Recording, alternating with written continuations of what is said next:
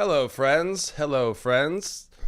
It's a pop-up stream. It's breaking news. It's only been, I guess Aegon's prophecy was breaking news, but thanks for joining me on short notice, Estella Graves of the YouTube channel Yeah. of the same name. I should say Ashara Dane. You literally look like the artwork. Yes, thank you. Thank you for having me through this together, but I feel like it works, and I'm ready to talk about all of the Mad King news, all of the spoilers that we've gotten. So, There's a lot. So if you're tuning into this stream after the fact or live, we're going to talk about spoilers from the Mad King stage play. So if you're going to see the play and you don't want to be spoiled, don't watch this. Neither of us have seen it. We are going off of the pretty detailed spoilers that are all over the internet now. Technically, if you saw the play, you're not allowed to talk about it for sake of other people who are going to see the play. I have not seen it, so I'm not constrained by any such disclosure agreement. And yes, Ashara's hair looks amazing. She's literally like one of the. I'm thinking of a specific Ashara Dane artwork. I forget which one, but yeah, there were a couple that I pulled up and was like, okay, I got to get something purple. I got to get a little headpiece real quick.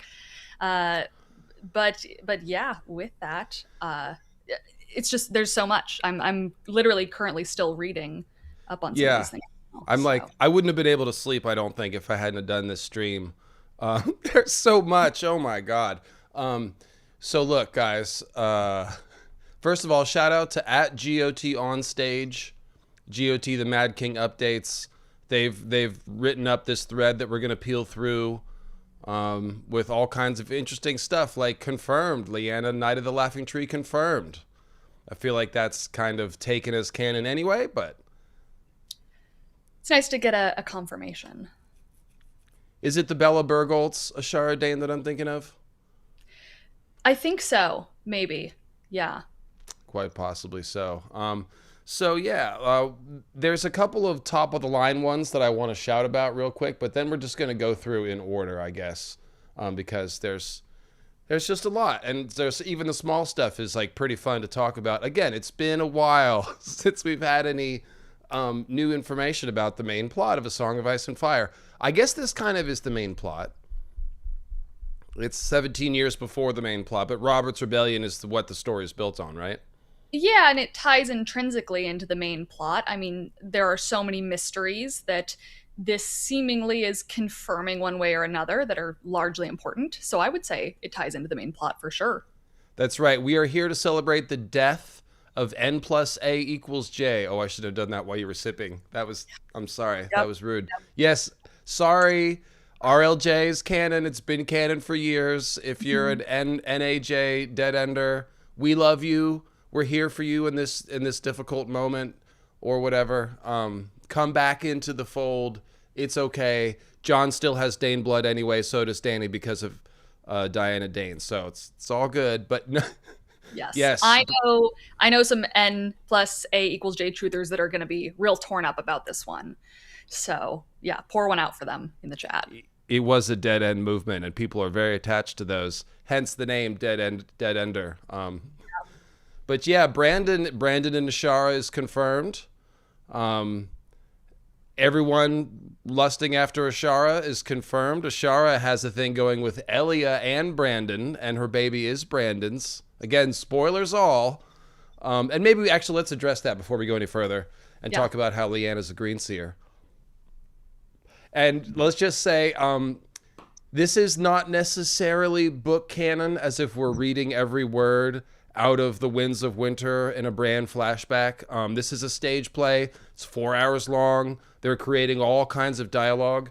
However, George is heavily involved with the project. So I think that the broad strokes, and let me know what you think, Stella, Mhm. the broad strokes are probably canon. The individual details may appear different. Like there's one thing we know that is different. When Ned comes into the throne room and Jaime's on the throne, in the stage play version, Robert is in the room there. We know that wasn't the case in the book. So they are making small changes. Okay. So it's not like, again, it's not reading a new book. However, it's not drawn out of thin air either. Okay. So broadly speaking, it appears that Lyanna and Rhaegar were working together Okay, we're going to talk about this. So it's not going to be that the book reality is that, oh, it really was an abduction and Lyanna didn't want to run off with him. Like, no, they ran off together. There's already a lot of clues about that.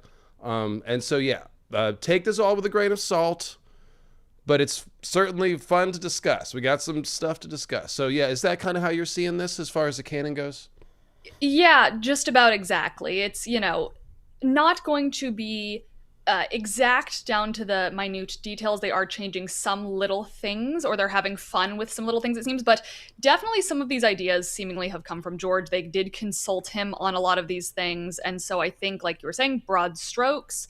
And as of right now, this is the story that we have gotten. And so I feel like it's kind of what we have to go off of. Yeah, and so we'll discuss some of the minute details that are captured here. It's a little bit of dialogue, but of course, yeah, it's most of the broad strokes that we're reacting to. I haven't seen the play. She hasn't seen the play. We're not in England right now in a hotel, so tonight was the first night that anyone has seen it. So that's Yes. that's what's breaking, and so yeah, top of the line thing. I get to pound my chest or whatever it is, pat myself on the back. Lyanna, a green seer. Full on skin changer, having dreams, psychic dreams, literally reaching out to Rhaegar and communicating and entering Rhaegar's dreams to communicate with Rhaegar and work on their elopement. So that's what's going on. Not only does Lyanna have agency, quote unquote, she is just as much a dreamer as Rhaegar, and she at one point is sort of becoming consumed by prophecy. And Rhaegar's like, hey, I've been riding this ride for a while, or something like that. We'll get to the exact thing, but that's the context of the relationship. Is they're both seeing each other in visions. They're seeing Dany. I think Lyanna sees Dany in a vision. Rhaegar sees Lyanna in a vision. So that is how they're coming together. Their romance is built around a prophecy and the dreams. And this is, again, what I predicted. It just makes sense. So. Yeah, and I think it makes sense for this to be confirmed. We are told time and time again in the, verbally in the main series that Lyanna was kidnapped. It was a non-consensual thing. It was very, a dark thing. And then we got that calendar art where, it's her standing on the weirwood trees talking to Rhaegar. And, we've gotten some inklings of, maybe it was a little bit different. Maybe she knew some things. Maybe she was aware of some things that were going to happen. And this seemingly confirms that, which I think is more interesting. I think it makes it a little bit less dark and sad and a little bit more interesting and magical. So I'm down for this to be confirmed. Yeah, and at the end of the day, I think so many people, we've been thinking about RLJ in terms of the problematic nature of it. The age gap, is it an abduction, Rhaegar's married and all this stuff. And I think at the end of the day, a lot of that controversy is kind of dying here. And what we have to say is that George just isn't very good at estimating ages. Like Lyanna is acting like Marjorie Tyrell or something. Like she is like 16 or 17 coded at the least. And then George is like, well, she was 14 at first and I guess 16 when she died. So he's an old man. Some of these people should be older. Similar things with like Sansa and other characters in the books. It's just not something George is too sharp on. I think mentally, if you're aging the characters up and down in your head to fit their behavior, that's probably the best way to read the book. Yeah, it seems pretty clear that a lot of these characters should just be aged up in general, which is what seemingly the shows have done for a lot of these characters. And you can say that makes some of their actions not quite make sense in terms of like Jon and Dany. But I think with George's broader story, it does make sense. I think, like you said, I think he's just not very good with ages. But another thing I wanted to add too is I like that this also confirms that there is no Lyanna Elia beef. I have seen that over the years of, it's this cat fight of, Lyanna stole, Rhaegar from Elia, or, whatever you want to, spin the narrative. And so I'm glad that they're not going that route, because I think that could have been a bit derivative, a bit overdone. I think this is more interesting to have them kind of all in on it. Yeah, I was thinking about this with the Conquerors. Like, is it just Aegon that had the dream, or do they all maybe three have it? Because they're moving in such accord. It doesn't seem like one person dragging the other two along with his vision. Like, it seems like they share the same vision. And so once again, it's the same thing. I call this the prophecy torture chamber. Prophecy is hard. So even if like Elia and Rhaegar and Ashara and Arthur Dayne and Lyanna are all talking about it together, they still don't know what the F it means and what to do. And it just seems like George is putting all of these Targaryens in the prophecy torture chamber, from the Conquerors right on down to obviously Egg and people like that, Mad King Aerys, Rhaegar himself. Soon Jon and Dany will be trying to figure this shit out. And so, yeah, Bebe the Bard, we are discussing the Mad King. Spoilers all. I'm going to say this every 5 or 10 minutes. Spoilers all for the Mad King. We are discussing the leaks that are all over the internet now. And I was going to say, too, this is, just kind of overall on these kind of spoilers, the discussions of the plot. It's very interesting to me that Lyanna is seemingly a person who is being kind of haunted by prophecy, chasing prophecy, whereas Rhaegar seems not so much. It seems like he's more comforting her with these things, which feels like a real swap for the typical Stark Targaryen dynamic, which again is interesting. I like that we're flipping things on its head. I like that we're kind of going with a different direction with a lot of these things. Yeah, so I was with I love it with Lyanna. I mean, I came to this idea from two directions. One, if all the Stark kids, including Jon, are all wargs or green seers, Bran's a green seer, the rest are wargs, then this must be a latent thing that's in all the Stark bloodline, and it's the direwolves that brought out and manifested the gift, right? So obviously, like if Jon is a skin changer, then Lyanna's at least got the latent, ability, and so then we got that artwork, like you mentioned, a couple years ago of Rhaegar and Lyanna on the Isle of Faces, and Lyanna's tightrope walking the Weirwood route. And it's like, okay, what's going on here? This is more than just a secret wedding. What are they doing on the Isle of Faces? Yeah. Like, Rhaegar already has dream visions.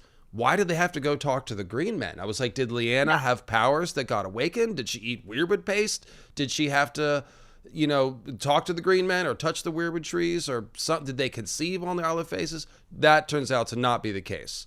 But the point is, it's like, okay, no, Lyanna is not an empty vessel here. She's not an NPC. Like, she's involved. She's maybe having dreams. And it turns out, yes, she is having dreams. I've seen a couple different things. One thing said she's totally a green seer. Another said skin changer and she's got prophetic dreams. She definitely has the prophetic dreams.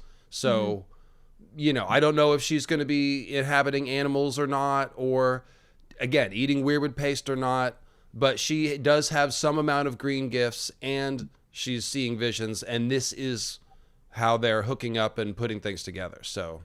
Yeah.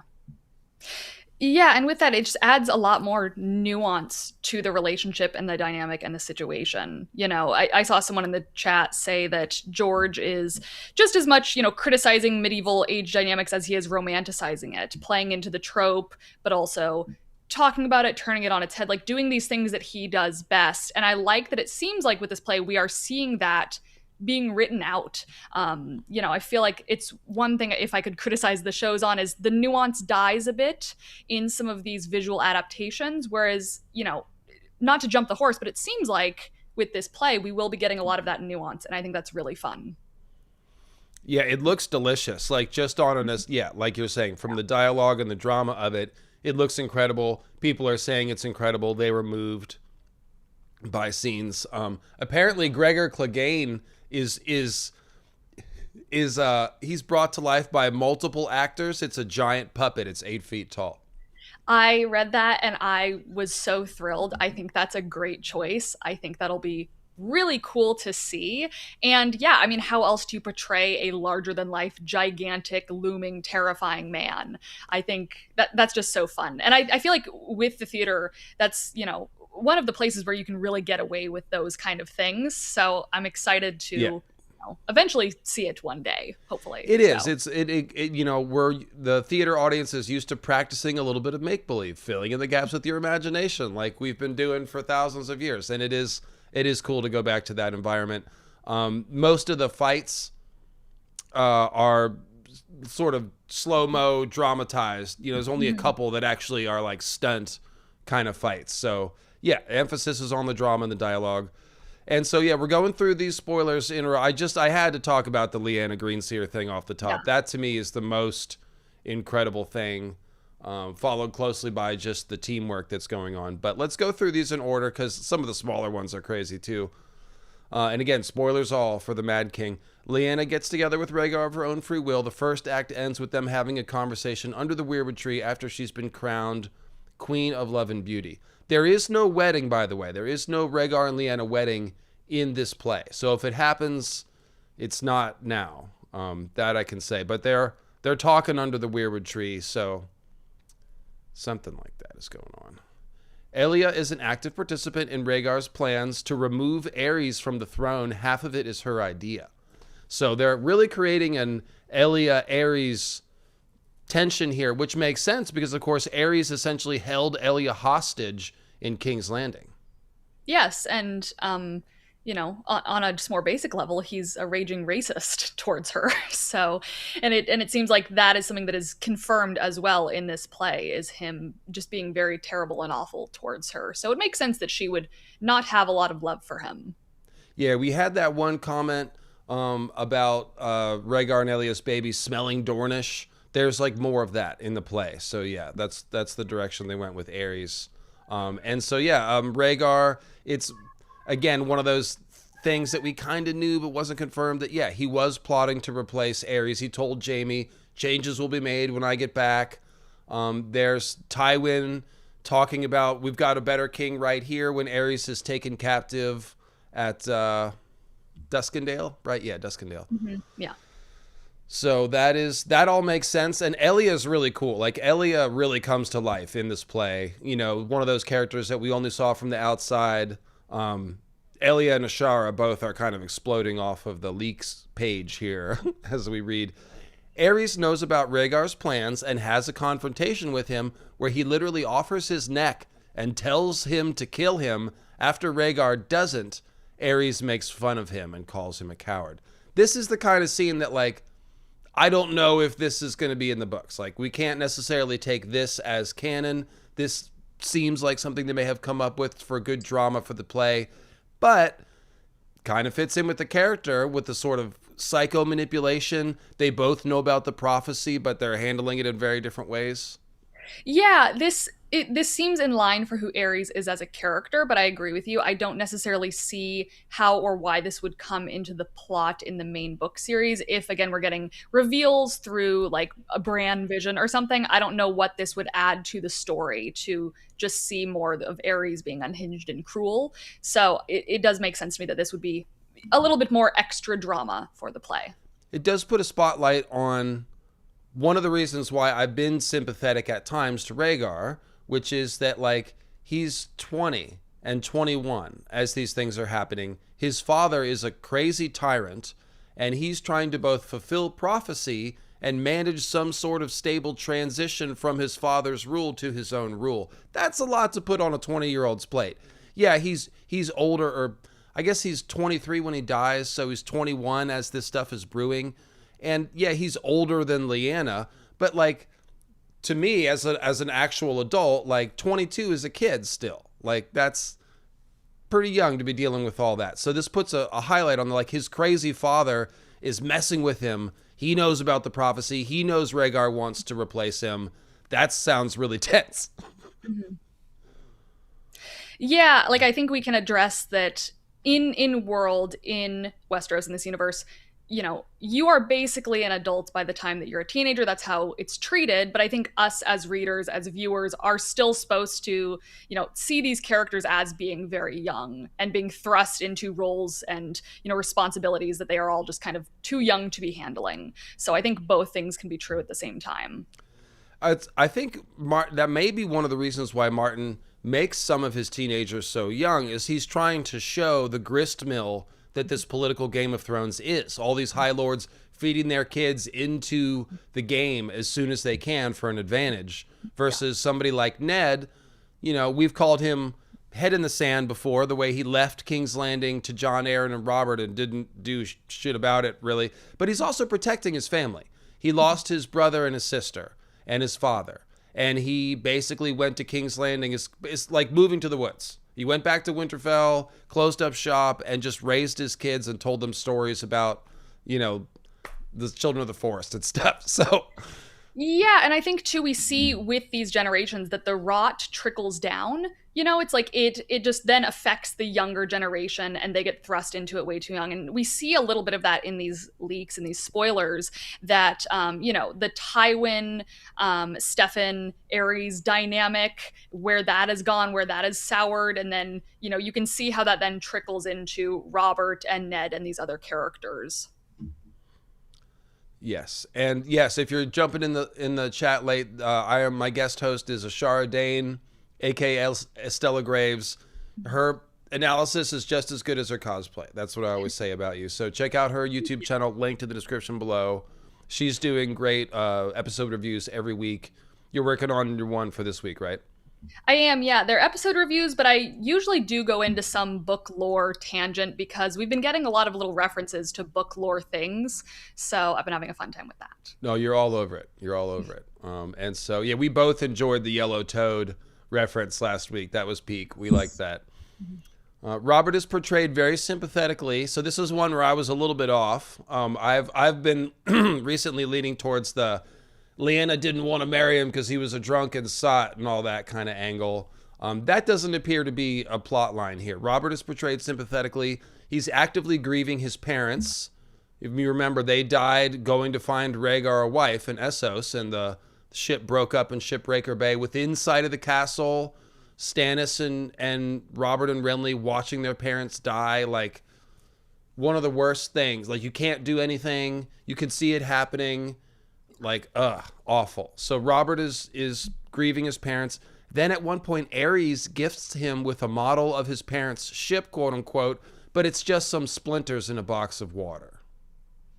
So just really driving home that he's the worst. He's the worst guy. He Actually, doesn't care that his old friend is dead. He's just a very bitter, kind of crazy mad, angry old man. I mean, it's just like a new level of twisted. Like, hey, they already are just like stuck with patch face now. Do we really need to, here's to make it worse. Here's a box of splinters. Like, it's a hat on a hat of cruelty.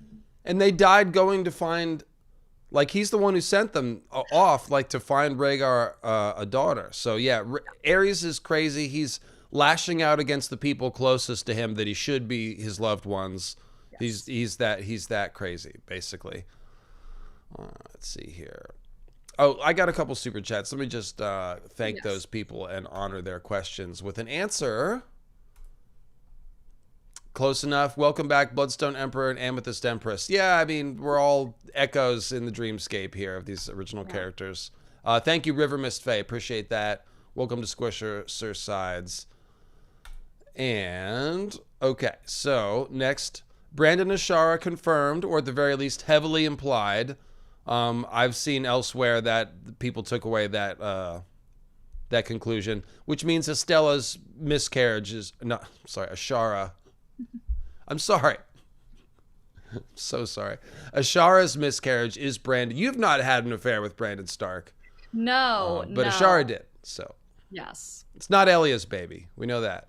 Yeah, for sure. Which, again, interesting confirmation. I mean, this is a big mystery that we've all been kind of, I mean, maybe not everyone's been waiting to find out the end of this mystery. I've been waiting to figure out what was going on with Ashara and this tower and this mystery baby. So glad it's kind of confirmed that we know what happened now. Yeah, it makes sense. People were trying to make that one more complicated. But it's still like a hidden love affair. It's one of those things where if we were reading these books one after the other,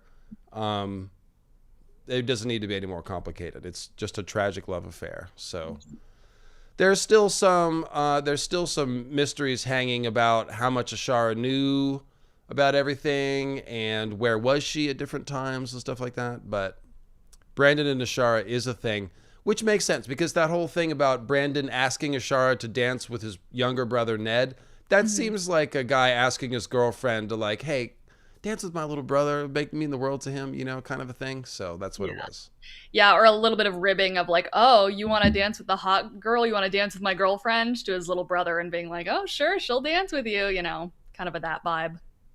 And that's what it turned out to be. Rhaegar is plagued by dragon dreams. At one point, he specifically mentions a dream about a 3-headed dragon with Lyanna present. Puppetry is used to show his dreams to the audience, and there's a really cool dragon puppet. Okay, so we're going right back. We're going to be living at the Ren Fair of Night of the Seven Kingdoms with the dragon puppet show.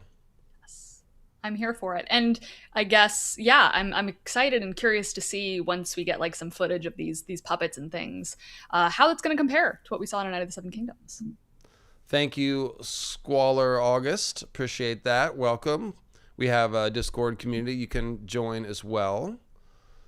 And let's see here. Yeah, I'm all about the dragon puppets. The three-headed dragon is important. Ares and Rhaegar both are talking about needing to have a third kid. And so Jon is Rhaegar's third kid and Dany is Ares' third kid. We'll talk about that. There's some specifics that are pretty cool regarding that. Ellie and Rhaegar's marriage is shown to be cordial. He confides in her with her about his dragon dreams. This is no more than we saw in Dany's vision in the House of the Undying. We just didn't know how literal that was true. It turns out to be basically true. Rhaegar is talking about the prince that was promised. His is the Song of Ice and Fire. There must be one more. Three Heads has the dragon. That always made it sound like this is brutal.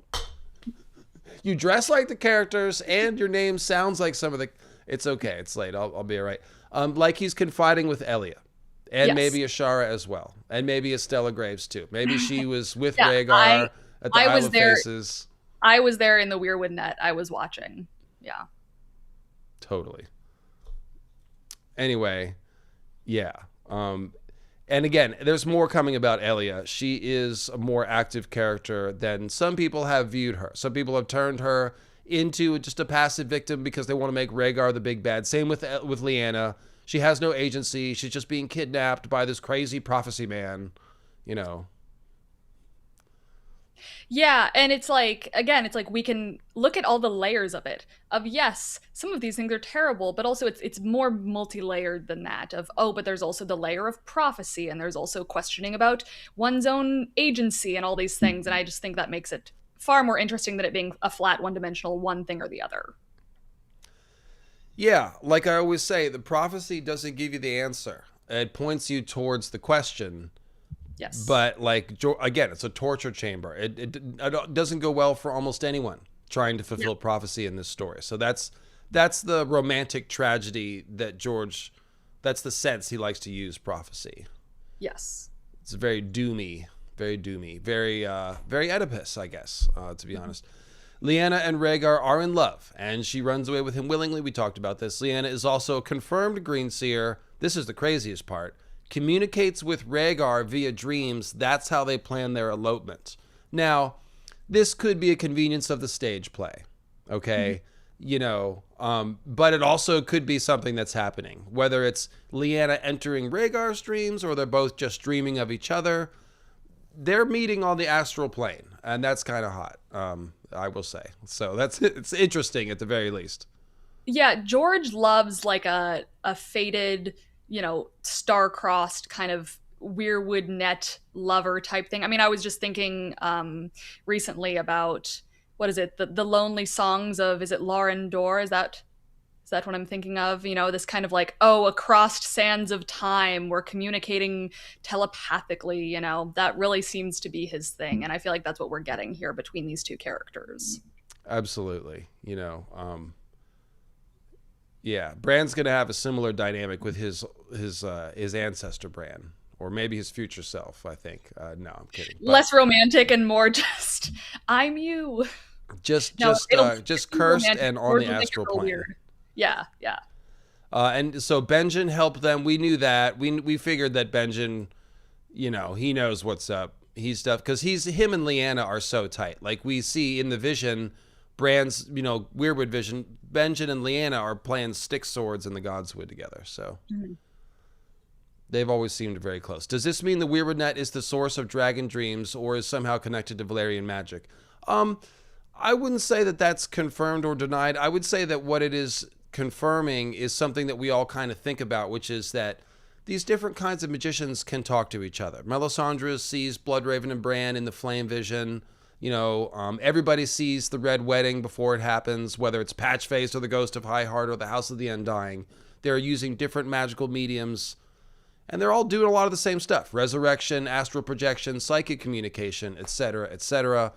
And so all the magic is connected somewhat. So those theories, if you want to say that really all the dragon dreams come from the Weirwood Net, I know some people do think that that's entirely in play. I don't think that's the case. I think the dragon dreams are their own thing, but that theory is possible. And certainly the dreams aren't separate. They're not, rooms that have walls between them or anything like that. Yeah, I think it's left kind of ambiguous on purpose. Magic, this kind of Weirwood Net dreamscape. It's very loosey goosey. It's ocean. It's not, like you said, it's not walls that are solid. Certain types of magic that can't communicate to each other. So I think we're seeing that here, is that it's all very fluid. Yeah. And I was just sorry, I was spiraling out thinking about the ending of Dark, Netflix show. Won't spoil that, but there's people seeing each other in dreams that they only find out later that's what they were doing. It's very romantic in that setting. Anyways, that's cool. So literally planning the elopement. Like, do they plan their weekend activities via dreams too? Like, where do you want to go this weekend? The farmer's market. Rhaegar's just taking a nap and Lyanna pops in. Like, do you want to go to the farmer's market? Yeah, very FaceTime of like, okay, so when we plan our cross-country road trip, we need to hit these spots and we need to stay at these inns to really get the most out of our rebellion, our rebellion honeymoon phase. So they should have, now there's no excuse for hanging out at the Tower of Joy so long and let everything spiral out. They really should have been on top of that. So this is a crazy one. Elia and Lyanna become pen pals while Lyanna is at the Tower of Joy, which she's there for a while. I've highlighted that. It's easy to forget how long they're there. Elia doesn't mind the Rhaegar-Lyanna relationship and mentions the idea of him having two wives like Aegon I, one for love and one for politics. Your thoughts? I think this is interesting, and with it, I'm going to keep saying interesting the whole time because it is. But I'm curious how they're going to frame this on the stage. I wonder if we're going to have like two people, and it's going to kind of light up on each of them, kind of circling their rooms, reading letters back and forth to each other to try to really like get this across. And so with that, I'm wondering if this is more of a play thing and less of a thing that we will be getting in the book series. What are your thoughts on that? I think the pen pals thing could be an extra dynamic. Lyanna does need something to do. I've joked about, is she doing crossword puzzles up there? So, I mean, makes sense that there could be that. I think the dynamic is right, though. Again, if Rhaegar is sharing his visions of prophecy with Elia, and specifically the there must be one more thing, we know the Maesters told Elia after her second childbirth, that's it. So this whole thing might start as a search for a surrogate mother, essentially, and then they start having dreams and stuff. So I don't see why Elia would necessarily mind. She's from Dorne. They're more open-minded about that kind of thing. It's a political marriage. And the main thing is that she understands the prophecy. So you kind of have three reasons why it might not be cheating, quote unquote. Yeah. And like you're saying, I think the dynamic makes sense. Again, it makes sense for Lyanna to have something to do. I think I'm just also thinking about how these things are going to be incorporated in the book, if it is. I'm like, again, would someone be finding these letters? Maybe some of them have been saved, these correspondence. Would this be a vision? Like, how would we translate this? Funny you should say that. The next leak here, not leak, report, whatever. Yes. As I mentioned, Elia and Lyanna are pen pals. One of their ravens is intercepted by Varys, and that's how he discovers Rhaegar's location, and Gerald Hightower is sent to find him. One of the things that really popped out to me when I did all my RLJ research was the fact that Oswell Went and Arthur Dayne are with Rhaegar the whole time. From Harrenhal, abducting Lyanna, Isle of Faces, we don't know if they waited on the shore, but they're all together, to the Tower of Joy, all together. Gerald Hightower comes to the Tower of Joy at some point and takes command of the situation because he's the Lord Commander of the Kingsguard, and he's probably the one that sent Rhaegar back to King's Landing to fight a war for his dad. And that leads to the situation where we don't know if Lyanna's a prisoner. If she's a prisoner at the Tower of Joy, she's effectively a prisoner of Gerald Hightower on behalf of Aerys, who also took Rhaegar's other wife, Elia, hostage. So that's how I pegged it all as happening. It's like Went and Dane are on the same page as Rhaegar. They share his understanding of prophecy. They know what he's doing with Lyanna. Gerald Hightower shows up. Everything potentially changes at that moment.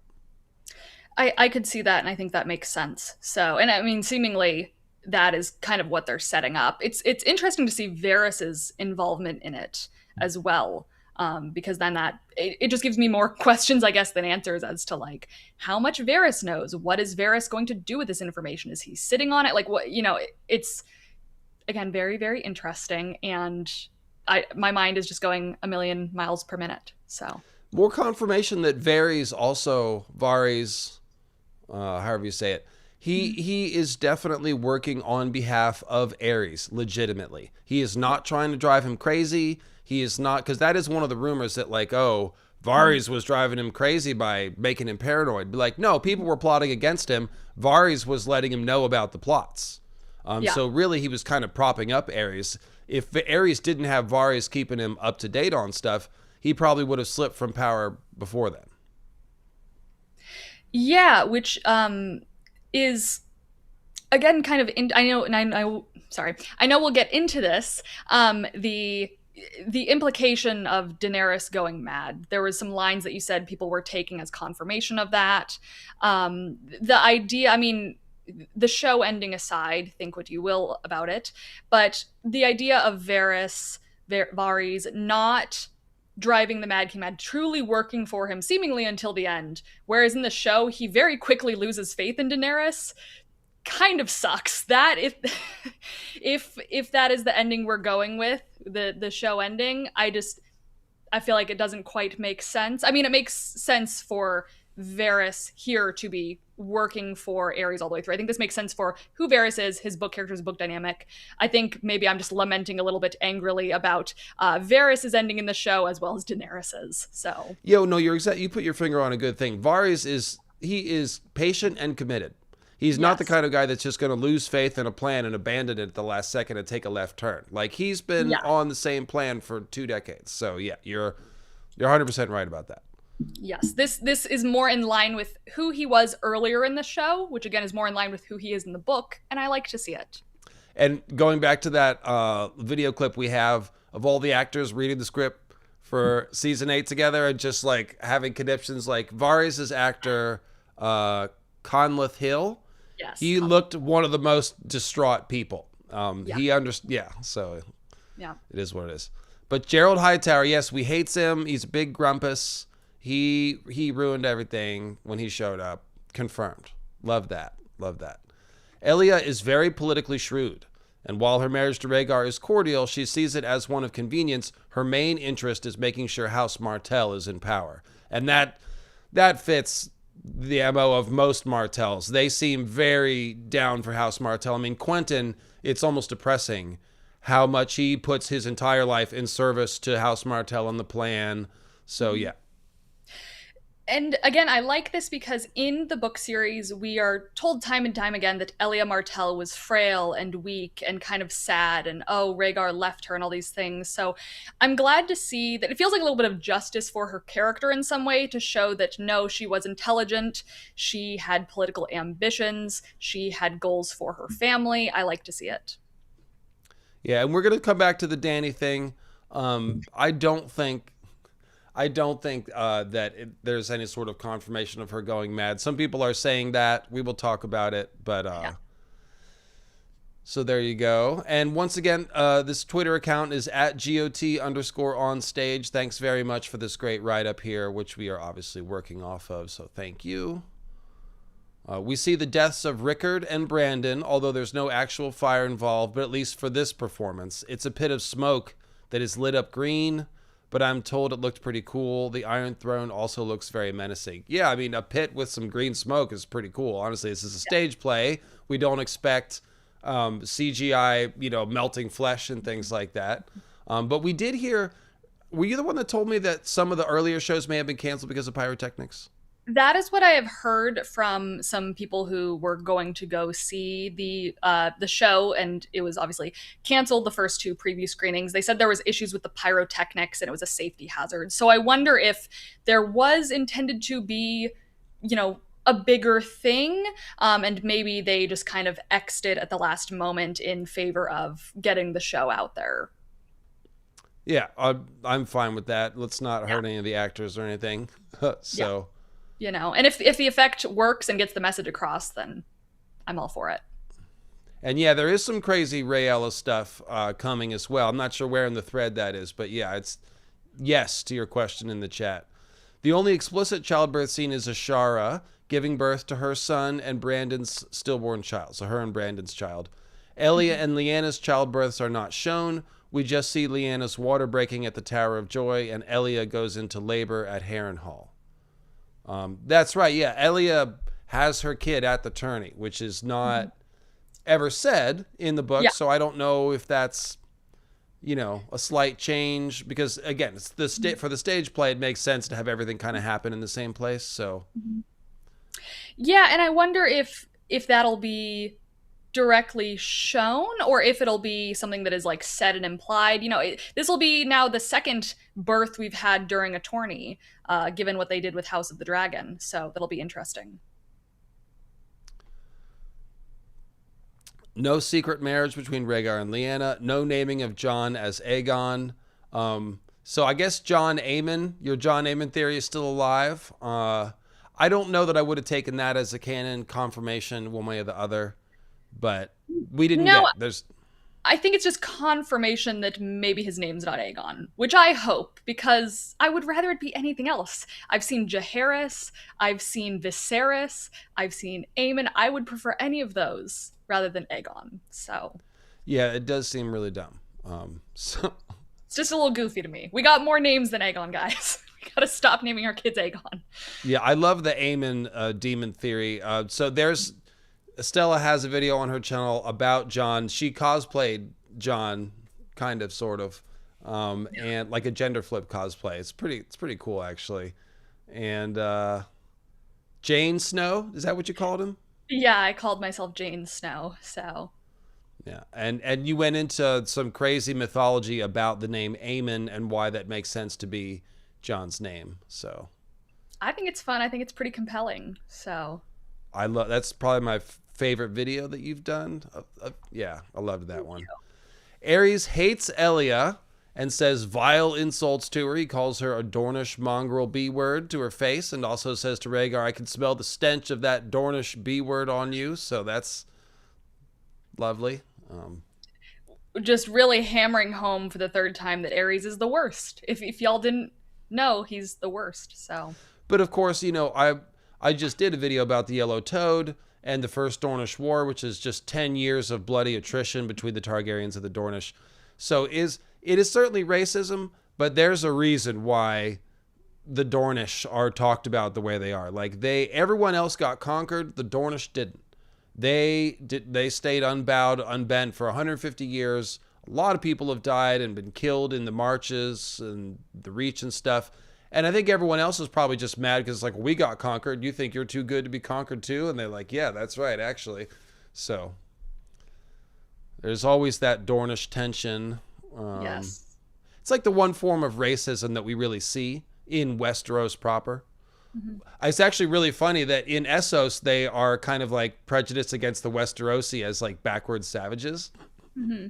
Love that. Yeah, and then it's in Westeros. People are very backwards to the Dornish, but also the Dornish don't. They kind of think that they're superior to everyone else, and then everyone just hates the Crannog men. Everyone just really is terrible to them, no matter what.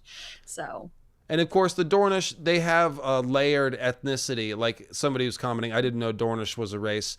Well, like any sort of people group, these terms can be squishy. But we know the Dornish, obviously, they do have the Rhoynish influence, which is different. And if you go back to the common first men ancestors of everyone in Westeros from 8,000 years ago, the people in Dorne have been more isolated from the rest of the kingdoms. And so they have maybe developed their own looks and cultures and stuff more so than the other regions have. yeah, and then it gets into the nitty gritty of there being multiple different types of Dornishmen. What is it? We have like salty and sandy, and but it, like you were saying, it's kind of a squishy term. I think people in Westeros very much want to other them, and push them into a different category. And, in some ways we see, like you're saying, that kind of multi-layered ethnicity going on. But in some ways we see that they are more similar than they are different. So it's very nuanced, as all of George's writing is. So.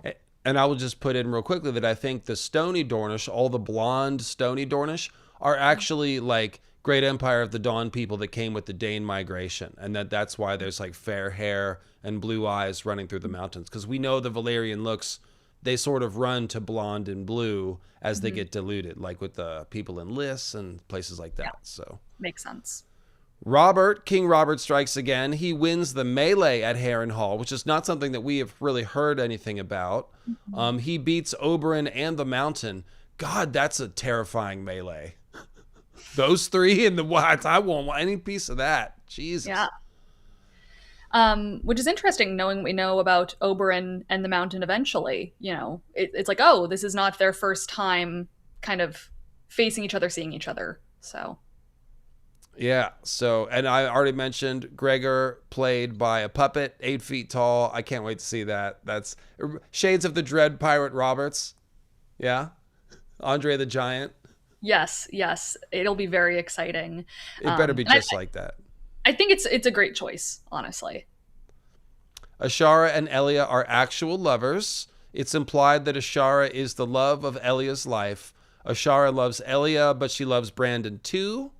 While she's dancing with Ned, she talks to him about having multiple lovers. So, Ashara Dane, the most beautiful, woman in the kingdom, according to some. It makes sense. Everybody's lusting after her. You know whose name is not in this paragraph is Howland Reed. Yeah, Howland Reed, and no Ned either. We've already kind of confirmed N+A is kind of dead, but really this is kind of putting that nail in the coffin of it's Brandon and it's Elia. Now, I don't think that completely rules out a Howland thing. It's just it's not happening here. One thing like that potentially could be like, well, they just made a different choice for the play and just went a different direction, kind of like Rhaena and Nettles or something. And that's why everything is a grain of salt, but there's certainly not any Howland Ashara confirmation here. There's no, at least not that anyone has said, there's no smoke for that fire. I love that theory. I still hope it's true, but... Oh, that Ashara is secretly... Diana Reed in the swamp, Yeah. Aerys doesn't care, because also then it makes it Mira and Jojen are part Danes. And so now there's a Dane and a Stark going north, and that's very Last Hero. The Last Hero seems like both a Stark and a Dane. Maybe the answer is that their parents are both those things, or that there's more than one person. It would be very cool. Aerys doesn't care about prophecy and rants to Rhaegar about it. Rhaegar loses faith, but Lyanna, after hearing of the deaths of her brother and father, latches on to it to justify it all as part of a divine plan and reignites Rhaegar's belief. So later on, they're going to say something about Aerys also trying to have the third kid. Him and Rhaegar are both trying to have a third kid. I think what we're going to see is that Aerys is almost like shit posting the prophecy. Like he's taunting Rhaegar, like, oh, I'm going to have the third kid. He might not even know if he believes in it or not. I'm not sure exactly what is intended here, because this sort of conflicts with another thing that we're going to read. I think it's maybe just an excuse to torment Rhaegar. Yeah, well, I wonder too if he kind of feels that prophecy has ruined his own life, having to marry Rhael. If it's very like, I hate prophecy, screw prophecy, I don't even believe in it, whatever, very much rejecting of it. Maybe he goes back and forth on it, given what day of the week it is. Yeah, I mean, it seems like he goes back and forth on a lot of things. It seems like this Aerys, at this point, is not all there. So, not all thereys. And then we've got, and thank you, by the way, to Mahmoud. Lyanna has a lot of grief for what happens to her father and brother, blames it on herself, but ultimately she sees it as part of a divine plan, like the horrors were in service of some greater purpose, the prophecy. Right, that makes sense. Like, why did this happen? It's like, oh, because, it's all so that I can have this kid, and it's really important, and their death shall not have been in vain. But this is another thing I talked about with Leanna having a lot of time at the Tower of Joy. Is like she's going to find out about their deaths and still going to be there for a while. So that must have sucked. Yeah, and I could see being in a tower for that long, spiraling a bit on this, and it feels very A Song of Ice and Fire to have a character spiral and ruminate on prophecy, and then really lean into it as almost a coping mechanism for the ends justify the means. It all has to mean something. We've seen that quite a bit. So Almost as if not believing in prophecy, as Ned does, is more destructive than believing it when you think about Ares. It's kind of doomed if you do and doomed if you don't, I think, is what he's trying to show us. But somebody's got to think about the prophecy, I guess, The thing is, Jon and Dany are already fulfilling it, and they're not thinking about it. yeah. So if you're the chosen one, maybe you don't have to think about it. Anyway, let's see. And just to reinforce the truth here, some people say that Dany has fulfilled the prophecy and Jon has not. That is not true. The prophecy involves waking dragons from stone under a bleeding star and pulling a burning sword from a fire that the darkness will not be able to stand against. So fighting the long night is part of the prophecy also. Nobody has done that yet. Jon, however, is the one who is doing it the most. He is organizing the Watch to fight the others, him and Stannis, and he has fought with, or at least seen, the Whites and the others. So, his dream of defending the wall with a burning red sword, it's not rando. Like, that's what Azor Ahai is supposed to do. Defend the wall, fight the others with some form of Lightbringer. The dragons are Lightbringer too, and obviously we're going to see Jon and Dany with the dragons in the north at some point in some fashion. So that's why I say they both are starting to fulfill it, but have not yet. But they don't know about it is the point. Yeah, and I think maybe this is jumping ahead a little bit in the spoilers in the plot line, but it seemingly is implied that they are both fulfilling this role in some way, that it's a bit ambiguous purposefully as to who it could be if it's both of them. It kind of seems like it's leaning in that direction. Yeah, I think I may have said it at the beginning, but basically what you're talking about is in the play, the birth times are changed a little bit so that Jon and Dany are conceived on the same night. There is a comet, and so you get this feeling like they're both the prince that was promised in some sense. It's not really said flat out, but do the math. Like, they're both born on the same night when there's a comet. Both Ares and Rhaegar are talking about needing to have a third kid. Mm-hmm. So this all kind of makes sense. At Harrenhal, Rhaegar learns that Lyanna has been having dreams about the Song of Ice and Fire, prince that was promised, and feels that it's his fate to be with her based on the prophecy. They have a vision together of Dany and her dragons in the future. That's nuts. That's pretty crazy.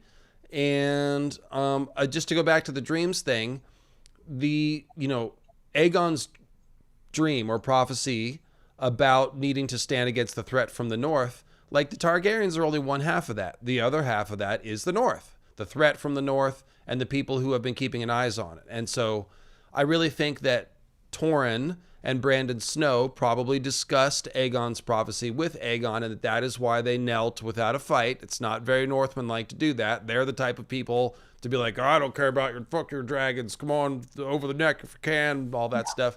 They didn't do that, so they probably discussed all this. And so it makes sense that the Greenseers or Stark's skin changers might be getting a glimpse of the same future as the Targaryens do. That doesn't mean that dragon dreams and green dreams are the same. Again, the Red Wedding. It's such a big event that dreamers of all stripes can see it coming. And so surely the confrontation with the others is such a big thing that, again, psychics are going to see it coming, right? Yeah, and I think, and we're seeing time and time again, that Dany and her dragons are another one of those moments. We've seen now in the show canon, and it's seemingly implied here as well, that many, many people have been seeing Dany, and it's led to a lot of problems. Maybe Egg himself also eventually will see this and think, oh, it's going to be me. Summerhall happens. So again, we're seeing like these really big moments. They do transcend time psychically with multiple people dreaming of them and seeing them. So I think it is very possible that the Long Night, being as big of a thing as it is, would be seen by multiple people. And I think following this out, I think we can say that other Starks may have dreamt of this stuff too. And so when Aegon and his sisters came to the Trident, and when Brandon Snow went back and forth and they started talking about this stuff, it's not just that the Targaryens sounded credible because they know about the White Walkers. And the Starks are like, oh, yeah, actually, we do have a threat in the north that we talk about. Winter is coming. It's a big thing. When they show up, it's a big problem. It could be that the Starks had more specific knowledge, that they were looking for the dragons for this reason, or, that the others were going to come back. And so when Aegon says, hey, the others are coming back, I'm supposed to use my dragons, this is, grounds for it. Go ahead. Yeah, grounds for it. And I think you can look at, historically, so many Starks. I mean, like Brandon the Burner of like, no, we don't need ships. We need to stay right here. We have to stay here because of what is going to happen. Like, you have all of these Starks historically who sometimes do questionable things that if you look at it through this lens, you could say, oh, maybe, again, this is to serve this greater purpose if we're implying that Starks historically have also been aware of this prophecy. Yeah, that's wild. I'm sure Gray Area is losing her mind a little bit about this. Both of us are big fans of the Aegon's prophecy, Stark Targaryen teamwork angle. So very interesting. Yeah, if Lyanna's having dreams about it, probably other Starks have too. And they're both seeing Dany. That's interesting. There's a little bit of a fake out here. Like their child is going to be Jon, but they're dreaming about Dany. So in the way of dreams, like, yeah, this stuff is confusing and deceptive a little bit. Yeah. And I mean, I've always been very, on the table of in the House of the Undying, when Dany sees Rhaegar, I think he sees her too. And so again, it makes me wonder if they really did think that that was going to be their third child. And no, instead it's Jon. And I mean, he's just as important, but it is, prophecy and visions are working in a strange way that people don't expect. And I think this also is adding fuel to the fire that Egg may have blown up Summerhall because he saw a vision of bald Dany in the fire and thought it was himself. Although that makes less sense when you consider Egg was 59 when he tried to do all that. But, Maybe by the time he was 59, he was also bald again. Came full circle, yeah. He came full circle. Good point. Good point. He was like, he shaved his head because he's like, no, in the vision, I have to be bald again. I have to fulfill this. And I also need to be really skinny and petite. Yeah. Really skinny, petite, body that just won't quit. Like, I gotta get in crazy shape.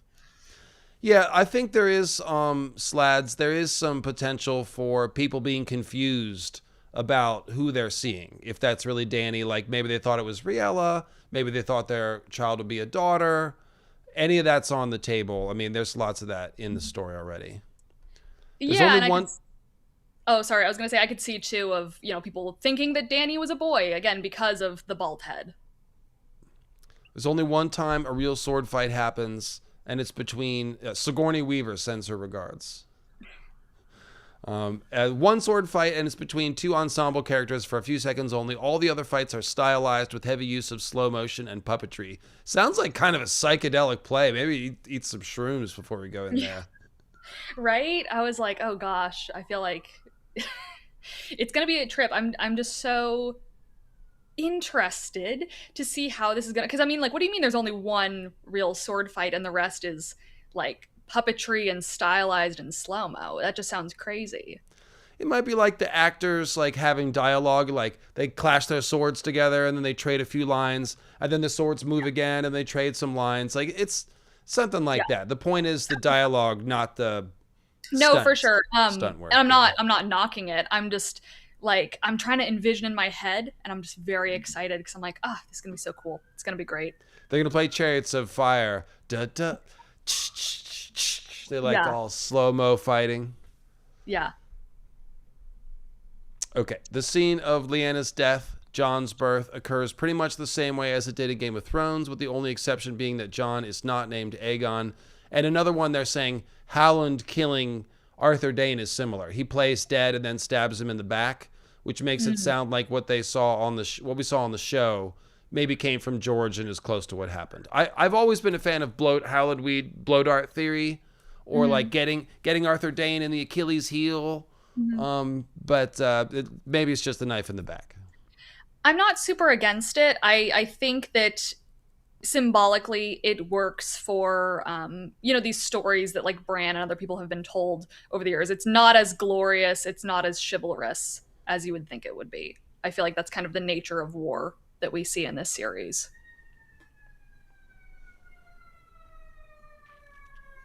Yep. It's not. It's kind of like the whole Dornish thing. It's like, oh, you didn't fight honorably. It's like, well, we held off Targaryen invasions, so say what Yeah. you want. But yeah, Howland Reed blow dart theory. Come on, man. I still have hope. Anyway, on the night of the Red Comet, Rhaegar has sex with Lyanna, conceiving Jon, and Aerys with Rhaella, conceiving Dany. It's implied that they are both the princes that was promised, but no explicit confirmation of either. I said that basically, and that's cool. We know that timeline is a little bit changed from the books, but whatever. Mm-hmm. When Comet appears, Rhaella is summoned to Aerys' room. She reveals her body is cut all over from his nails. Elia and Ashara try to stop her being taken by the Kingsguard, but Rhaella talks about her duty and how she understands what's expected of her. So very tragic and sad there. Yeah, I mean, I wasn't expecting Rayella to have a happy or good time here, but man, you know, Yeah, very sad. there's no way that character can't be somewhat tragic. But Yeah. there's more coming about her. On the night of Mhm. the comet, Rhaella cries out a curse to the gods, proclaiming that if she conceives a child, it would not be a son, but a vengeful daughter who would bring back dragons and burn the kingdoms. So shades of Bran's vision of the pregnant woman in the Godswood saying, oh, a son to avenge me. Yeah. And there's different theories about who that could be, but similar thing here. And this is the one. This is the quote that people are saying, aha, Mad Queen confirmed. Hmm. I mean, I think we do know that Dany is going to be burning some places in Essos. I think that could be the kingdoms that are implied. I don't necessarily think this confirms that she will burn down King's Landing. And well, I would say she's absolutely going to torch the old city of Volantis. Like that's just too Yeah. convenient. They're all penned up inside the walls. Like that's an easy one. And Yeah. I do think there will be some burning in the Seven Kingdoms. I think some people will think that she's a crazy tyrant. I think that shadow and that specter will be looming over the story. Like I am not Pollyanna over here. Like no, Dany is sunshine and flowers, and everyone's going to welcome her as a hero. She's not going to have to fight anyone. Like no, she's already worried about it. Like oh, how do I control my dragons and the Dothraki in Westeros? I don't want to. I want my kingdom to be beautiful, and so on and so forth. Oh, for sure. I think that, people are going to see her coming across the Narrow Sea with her Dothraki and her Unsullied, and they're going to see what Viserys was supposed to be. This, terrifying, mad Targaryen with a terrifying foreign army to destabilize the realm. And I wouldn't be surprised if she ends up rejecting Aegon, young Griff, if Varys and Illyrio tried to paint her that way, if they try to go with their original plan. And so, with that, some people probably will see her as that, even if that is not her intention, even if she is there to help. I think that's kind of undeniable. And I also think there are shades of like some of the themes you see in like Kali mythology and other like vengeful mother goddesses. Like it's a part of the mother goddess basically everywhere. It's just that with some figures it's been de-emphasized. But basically, yeah, any mother will defend her children. This comes like straight out of the animal kingdom, obviously. And with Kali in particular, which is a big influence on Dany, she's the Kali sea. And the sea is an important symbol of Kali as well. There's all kinds of cool stuff. I did a whole video about it. But the point is, Kali is a metaphor for time. And so she has a role that is death. She consumes everything. When you die, you go into the bosom of death. It's embracing and it's warm, but it's death. And so she is both the creator and the destroyer. That fits Dany in a lot of ways. She is a mother and she is a creator, but she is also the cleansing fire. And so Rhaella summoning this aspect of Dany's character, like it's very, very cool, very poetic and interesting. Reminds us of Dany saying, I'm of the blood of Aegon the Conqueror and Maegor the Cruel, and Maego will die screaming. And now Maego's the one who raped Aroa. So it's not Dany swearing vengeance against somebody for cutting in front of her in line. It's for a very just reason. You've hurt one of my children, somebody that I am caring for, and my vengeance will be felt. And so that's how I'm taking this stuff. But I guess if you're a Mad Queen Dany truther, then you're going to see this and be like, aha, she's going to burn the kingdom down and go crazy. Yeah, well, I mean, I always like to see it as a bit more nuanced. I think just like you were saying, in the books, it is, it's stated, it's implied that, she's not just, I'm going to burn it all down, like she says in the show. Sorry, I don't know if you can hear, there's like a siren going on in the background. In the show, it's like, oh, when I come back with my dragons, we'll rain down fire and blood. I'll take what is mine. As you said, in the books, it's more a specific curse to a specific person who has hurt her people, her children that she is protecting, and she's very powerless in this moment. So kind of all she can do is swear vengeance. And so it makes sense that that is kind of who she is. It's not just blanket, I'm going to just go mad and crazy and burn down everyone. It seems very targeted.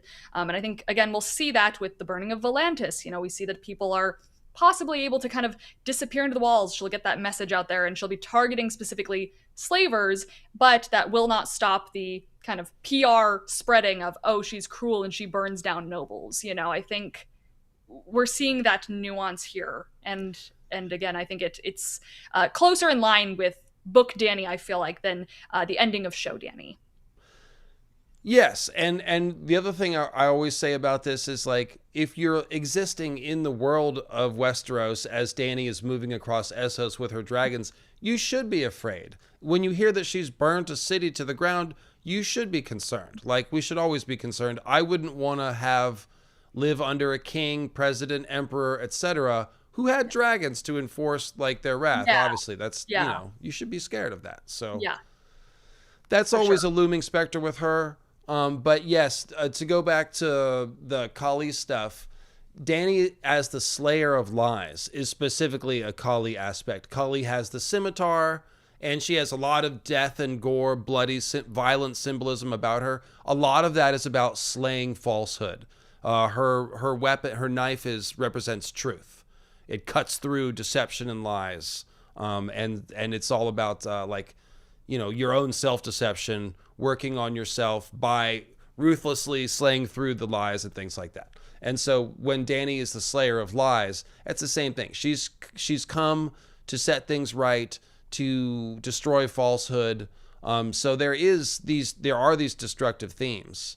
And if you think about what Rhaella is cursing, she's cursing Ares, but she's also cursing, like, the whole system, kind of, Yeah, I mean, it very much feels like she is angry about the lot she's been given in life, rightfully. I mean, it's not fair, and the way that women are treated in this world is not fair. So I think this makes sense. Yeah, I love it. I'm a big fan of that aspect of her personality. And if you step away from the silly online argument about will it be the book ending or not, Mad Queen or not, like, there's the subtlety here is really fun to explore and enjoy. So, oh, for sure. The sack of King's Landing is almost the same as the books. After Jaime kills Ares and sits the throne, Robert and his men enter from one side of the stage, Tywin and Cersei from the other. Big canon contradiction since Robert isn't present here in the book. So like I said, this is one of the changes that tells us not everything is 100% canon. They're adapting stuff for a stage play. This is the kind of change that they're going to make. Certain people are present for an event as opposed to not, so we can get all the dialogue at one time. Exactly, yeah. And I don't mind that because, like you're saying, it makes sense to just have them all there together at the same time to get all the dialogue, as opposed to having some people come in and talk and then do a thing of like, and then a few weeks later, and then have, Robert come in. I'm fine with this change. But yeah, definitely slightly different from the books. Oh, and you know what, guys? I meant to do some fan polls about some of these changes and what you think of them. I have been slacking. Let's start doing a couple of those. So Maynard Plum, let me summon you here. So far, let's do a poll. Do we like the Rhaegar, Elia, Lyanna dynamic or not? That's a lot of these polls. I think I just want to see how you guys are feeling about some of these revelations. So that we'll do that one first. And we'll see what other ones pop up for that. That would make sense. Let's see here. Lyanna does not hate Robert, and their relationship is shown to be friendly, at least at Harrenhal. She comforts him after the boat insult from King Ares. He is very charismatic, so she gets the appeal, but she loves Rhaegar. So again, all of my Robert slander, is sort of tongue-in-cheek, but yeah, it's doesn't seem to be what they're playing up here. I think there's a large part of the fandom that is going to be feeling a certain type of way about this, because I think there's a lot of people who have for a long time read Robert as a belligerent drunk of, oh, he only wanted Lyanna as a prize, as an item. She didn't even want him. He already had a child out of wedlock, all these things. And so this really dispels a lot of that previous kind of fanon, proposed narrative regarding Robert. And I'm surprised. I actually am very surprised, because I would have thought that it was also that way. Well, again, we should remember we're seeing Robert at the end of his life in the books. Everyone starts off full of hope. Most people, not Euron, but most people start off, full of hope and stuff like that. And so basically he comes off as someone who was besotted with Lyanna. He was in love. He was infatuated with her. He didn't really understand her. And then after she was gone, over time, he constructed sort of a pretend imaginary version of her in his head that he continued to romance. That's no more than a lot of people do. Some version of that. Like, that's not crazy.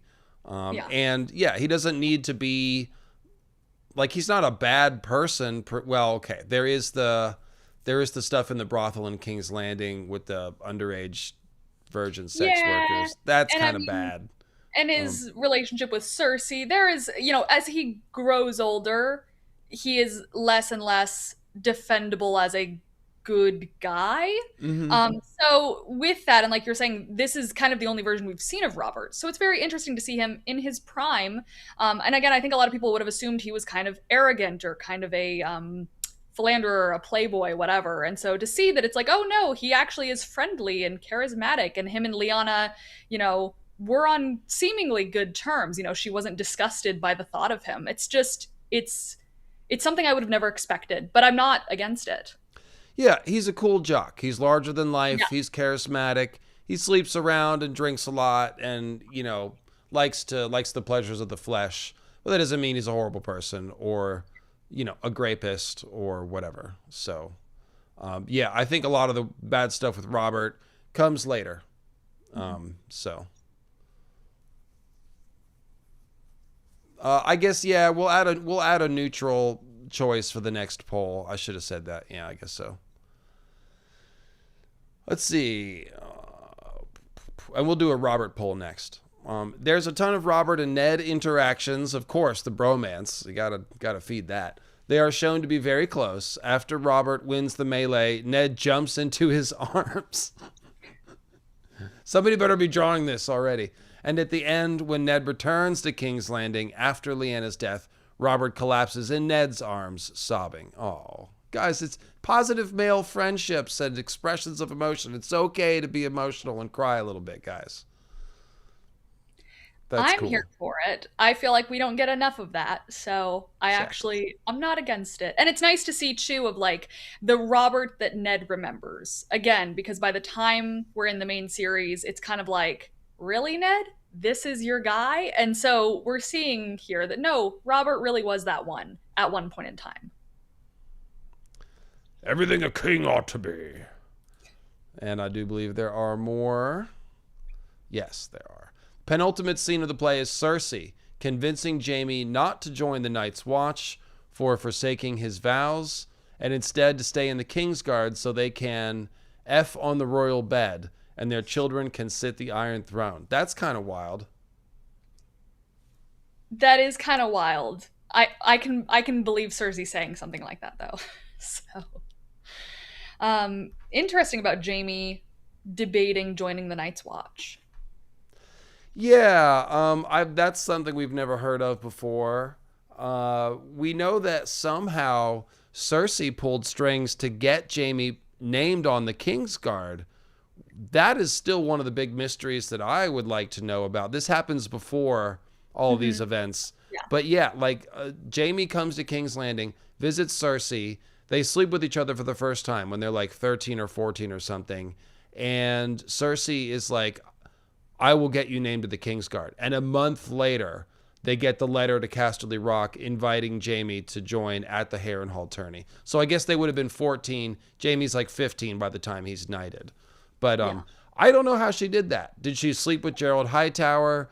Did she have a connection to Varys who pulled some strings? You either have to convince Aerys or Gerald Hightower. Those are the only people that can put Jaime on the Kingsguard. So somehow, do you have any ideas about this? I don't. I'm gonna be honest. I haven't put enough thought to it. I can't imagine Cersei having that kind of a relationship with Varys, of her having that rapport with him to get this suggested to Ares.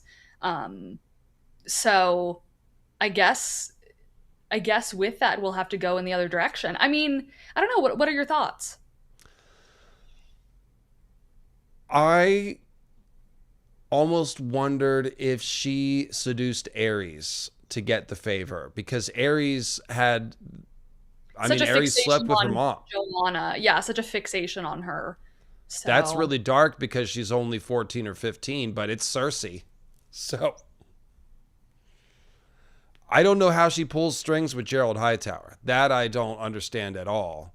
Um, Varys is the sort of thing that could make it all work. You know, yeah, like, I mean, yeah, maybe if it is Varys, maybe it's like Cersei kind of offhand suggesting it, and if Varys is very much still trying to be in Ares' good graces, suggesting it as a thing that would really piss Tywin off or yes, something. because I mean, that's essentially well, this is why Ares does it, is to piss off Tywin. yeah. So does somehow Cersei manipulate Varys or drop that to Varys and get him thinking about that? Hard to I say, but this is definitely a missing piece here. I think that makes more sense too because I could see Varys feeling like he cannot manipulate Tywin. He can't get around him. Whereas I think maybe he could feel like he has a little bit more sway and leeway with Ares of like, hey, maybe we need to get Tywin out of here. This is how we do it. So that would be Cersei playing into Ares's hate of her father in order to get Jaime on the Kingsguard. So it's there's some layered deception going on here, no matter what the story is. But yeah, just wanted to call attention to that. Yeah, and could be due to the fact that Cersei is still very angry about, about Rhaegar, about all of these things. So, So let's do Maynard. Let's do a question. How do we feel about likable Robert? We like better, worse, or neither? Basically, do we like this better, worse, or ambivalent to like whatever we thought was happening before? I love that phrasing of likable Robert as opposed to regular Robert. Yeah, drunken, sot, womanizer Robert or whatever. Because that's definitely how he comes off by the time we meet him. He's corrupt. He's checked out on his job. He's obviously abusive to Cersei, etc., etc., etc. And Lyanna's a green seer. So, yeah, I'm excited about that. Yes. Still want to know what happened on the Isle of Faces. There's still, like you said, a lot of questions, some answers, definitely some more questions. Yeah, yeah. But I mean, with this, it seems like we are getting a lot of answers to those, somewhat of answers to some of those long questions. So, was this everything? Did we go through all of them? Yes, that was all the leaks on this thread. There might be more floating around elsewhere, but those are all the ones on this thread. Is there anything that you'd heard that we didn't talk about?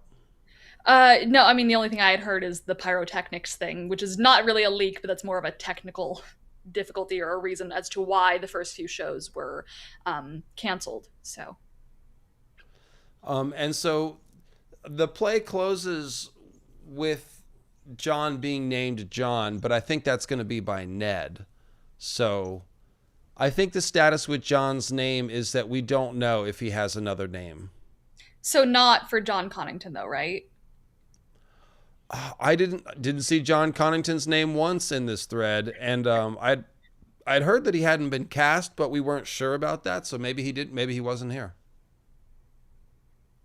Maybe. I am curious too. I know that someone was cast as Catelyn, I believe, but there have been no mentions of her in this thread, correct? No, not in this one. Although there is more stuff that I've seen. Somebody in the chat is mentioning, yeah, Rhaegar apparently had a dragon dream at the Trident, and that distracted him, and that may be why he got hit by Robert. Now, I would suspect that this is something that the play did to heighten the drama. I don't know that George would be like, oh, Rhaegar lost because he had a vision in the middle of the fight. I'm a little skeptical on that, but that's what happened in the play. So everything's an accident, people, fire. So with it, though, we will be seeing the Trident. Is that confirmed? Yes, it seems so. It seems that we will see at least some version of that. Yeah. It makes me wonder if we're going to get a version then of the ruby armor shattering. I wonder how they're going to do that effect, because that could be a very cool thing, There's a couple Reddit threads out there. Yeah, there's always a couple Reddit threads out there. New and improved, likable Robert. People like it. Okay. Yeah, we like it. We don't need more bad people in the story. I agree. Where's this play showing? I'm just now hearing about it. In a little town called Stratford upon Avon, about 2 hours northwest of London, in the British countryside. So the Royal Shakespeare Theatre, correct? Correct. Yeah, that's the town where Shakespeare was born, and that's why the theater's there. So people are seeing it for the first time tonight, and that's why there are leaks all over the internet. And so that's what we are here to talk about. Yeah. Yeah, with Rhaella too, with that like cursing and revelation, it almost is giving like a little bit of like a Lady Macbeth type thing, which I think is very exciting. Yep.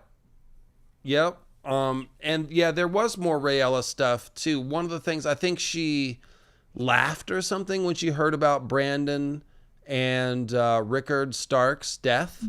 So kind of makes her sound a little bit unbalanced. Like she's in this world of madness of Ares, and she's, Yeah, as much as it seems like Lyanna and Elia have more agency, it seems like, it is confirming that Rhaella does not. Yeah, she seems to be a tragically suffering character who is acting eccentrically, potentially. Yeah. Jon Snow is the Norse version of John Doe. Yeah, totally. Mm-hmm. Yeah. Absolutely. Yeah, I guess that makes the Robert thing more tragic. Like he had promise and potential. Yeah. Jon Arryn was a failure as hand, honestly. There was, I guess no Tyrion Targaryen stuff here, but that's all. That's a different part of the timeline. Yeah. So I'm checking out the chat. And chat, if there's any other rumors that we haven't talked about that you want us to talk about, now will be the time to throw them in here, and we can respond to it. Obviously, it's a 4-hour play, so there's other stuff we didn't cover. Oh, for sure. I saw someone say that they thought it was canceled. The first 2 preview shows were canceled, apparently according to the internet due to pyrotechnics issues, but tonight was the first actual showing that seemingly has aired. So Arthur and Oswell, is that actually something from the play, or I thought y'all were just joking?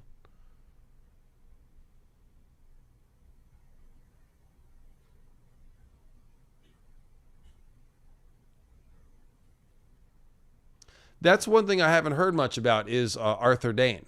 We haven't heard much about Arthur Dayne at all. I'm very curious. Is he, close confidant with Rhaegar on the prophecy stuff? Like that's kind of what's implied. Yeah. The weirwood that Rhaegar and Lyanna meet at would probably be the Harrenhal one. I haven't heard anyone say that we're getting Isle of Faces scenes here. Then some actor would have to wear the fawn legs suit, and that's, it's a lot to ask. There's a line from Rhaella that she saved their children while the fires of Summerhall took Ares' mind. Oh, that's delicious. That's fun. I like that.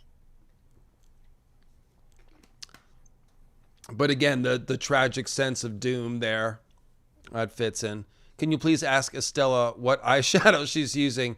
You do makeup tutorials on TikTok and Insta, right?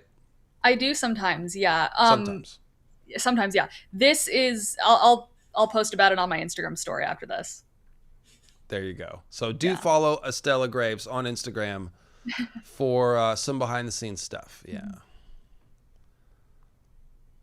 Arthur Dane, was he strong? Yeah, he's he's a great fighter. Arthur does a lot of Ares' work. Well, that's why I always say the Kingsguard are terrible people. Most of them. So they're enabling a madman. The play is in it's Stratford upon Avon. Look it up. It's in England. You gotta go to England. And Estella is going. You're going in like 3 weeks or something, or Yeah, I'm going at the very end of August to like beginning of September. I think like September 1st is when I'll be over there. So I will be for sure like covering it and talking about it by then because I think I'm going to like one of the last shows anyways. So hopefully by then any like embargo stuff is lifted. yeah. If anyone's got an extra ticket out there, let me know. I got online a few nights ago when there was still a few tickets and was like, oh, maybe I should go. Like last minute, typical ADHD. Maybe I should go. And then the next day they were sold out. Um, so if anyone has an extra ticket, I'm down to come fly over there and see it. But I do not have a ticket. Estella does. So yeah, check out her channel. She'll be covering it. I probably will do like a produced Harrenhal video followed by a produced Robert's Rebellion video. I've been playing in the Robert's Rebellion, battle map video for a while, but I've been waiting to get this info on Harrenhal, Tourney of Harrenhal from the play. So I'll do some sort of Tourney of Harrenhal video, and then I will do the Robert's Rebellion. Rhaegar crowns Lyanna directly because she has a dream of Daenerys surrounded by dragons, which transforms into Lyanna. Okay, that's crazy.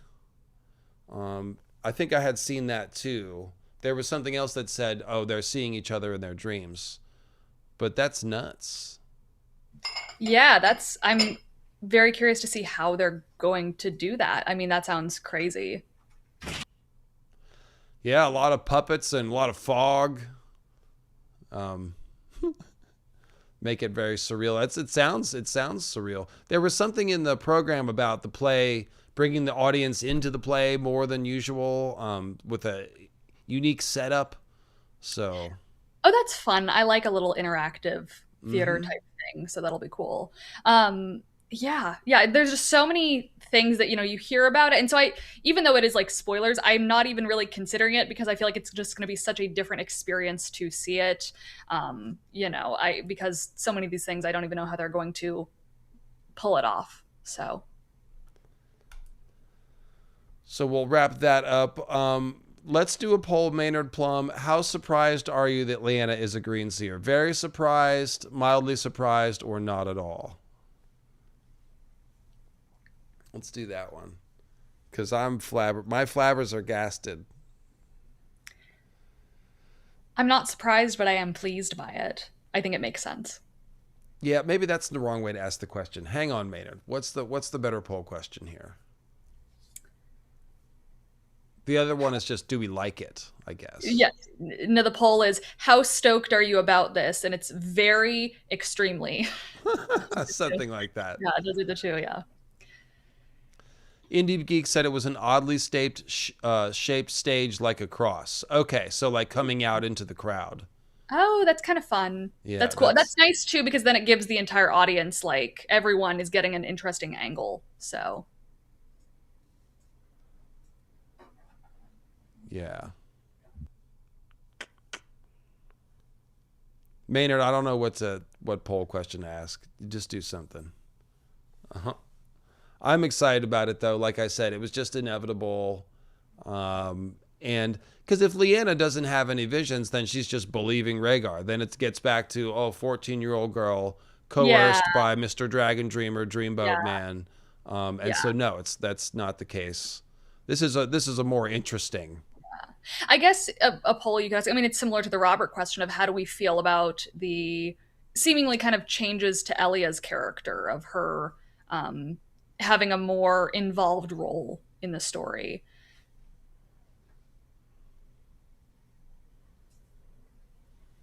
Did she see her death too? That's a great question.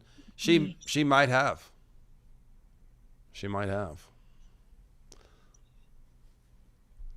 Let's see what Maynard came up with here. Leanna Greenseer, how much do you love this? A lot, some, or meh? That's perfect, actually. That's perfect. That's always, some people are always like, whatever. Meh. Meh. Someone asked if I'll ever put tutorials on YouTube. Is that for like cosplay makeup tutorials? Is that what we're asking? Yeah. So, okay. Yeah, I mean, I can. Sure. The thread has been updated. Do I need to refresh? Let's see. They're just typing busily. Oh yeah, okay, so there is some more. Cool. Okay, great. Hold on, wait, what? We're getting live tweets in real time. Yeah, we are. Well, there's a lot here. This one I'm sure won't surprise anyone. Rhaegar embezzled money from the royal treasury and sent it to Oswell, through Oswell to the Wents to fund the tourney at Harrenhal. So this is an Aragorn's tax policy type thing that people have long speculated on. Yeah. Love that. That's great. That's very funny. Yeah. Just a little light embezzlement. It's for a good cause. They'll never miss it. Yeah. That's cool. That's cool. So yeah, the entire Harrenhal thing is part of the scheme to replace Aerys. That's always what it's seemed like. Benjen knows Jon is Rhaegar and Lyanna's son. We figured that, but it's good to get that confirmed. That makes sense. Still don't know why Benjen went to the wall, though. Like, he can keep a secret there or at Winterfell just as easily. Yeah, I mean, it makes me wonder if him being in on some of the prophecy stuff, if he thought it would be good to also have a Stark there, keeping an eye on things. That's actually where my brain was going, is like, Ned sort of believes in the prophecy and thinks that Jon, or at least is open that maybe, Mm-hmm. And so, yeah, that's part of preparing Jon to go to the Watch. But of course, as soon as he gets to the Watch, Benjen's like, I'll be right back. I'm going on arranging, and then never comes back. So yeah, it's like there always needs to be a Stark in Winterfell. Benjen is like, we also always need to have a Stark here at the Wall to some degree. The way Robert kills Rhaegar is quite brutal. Warhammers usually are. My sources tell me he smashes his hammer against his body over a dozen times. He's full of rage. Wow. That's gonna feel crazy, especially if they've made him sympathetic, and then we see him just like Hulk out like that, and they've made Rhaegar sympathetic too. It sounds like so. Yeah. Again, it's a more nuanced picture of these characters than I was expecting, and I'm here for it. Bloodraven has not been mentioned in any of these leaks, so it could be that they're not incorporating the Bloodraven meddling into this, which is fine with me. That can be behind the scenes, Yes, these reveals are crazy. I texted Estella a few hours ago. I was like, dude, this is nuts.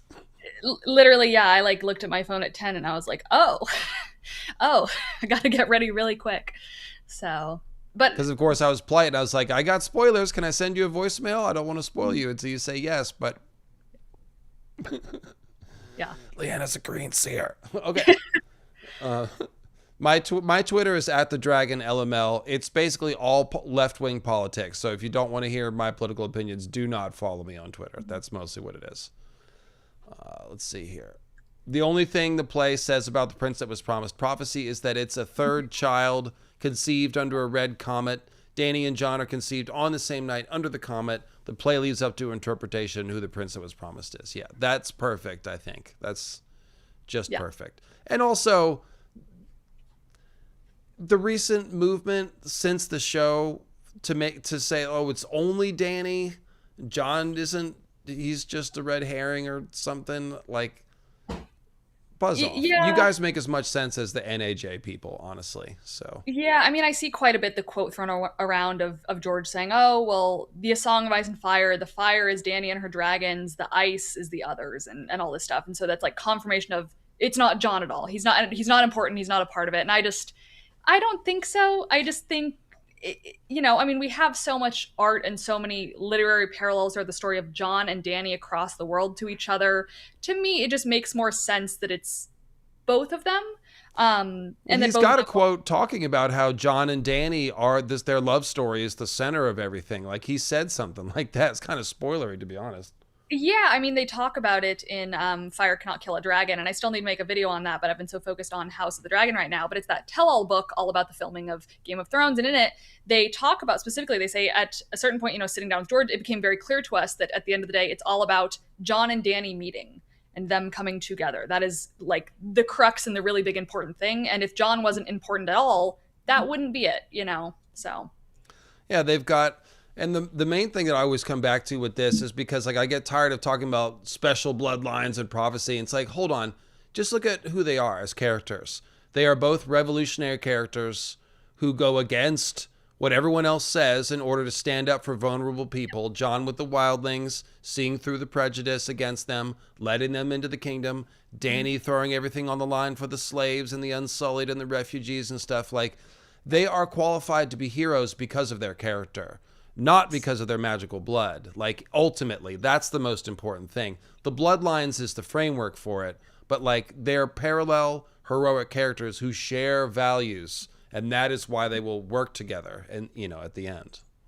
Yeah, and I think there's, the argument too of, George talking about, oh, at the time no one was doing a girl is the chosen one. That's a bit of his subversion there. But at the same time too, he's doing interesting and subversive things with John's character. John is so coded as like the clear chosen one hero boy archetype of like possibly secret lineage, special animal, cool sword, and in a way too I think he's going to flip that on its head. He's not just going to go down the tried and true road of tropes, but it is clear that they are both important, and when you just look at them as characters, it is very clear that they are just the archetype of the chosen one main character hero people. So. Yeah, and we have to remember it's George's, like you said earlier, George loves a good fantasy trope, but he always asks the question, what would this really be like given the messed up way that people actually are? What would it be like to have prophecies about the future? What would it be like to ride a dragon? Usually the answer is kind of gritty and tough, right? Like, this is how he likes to answer these questions.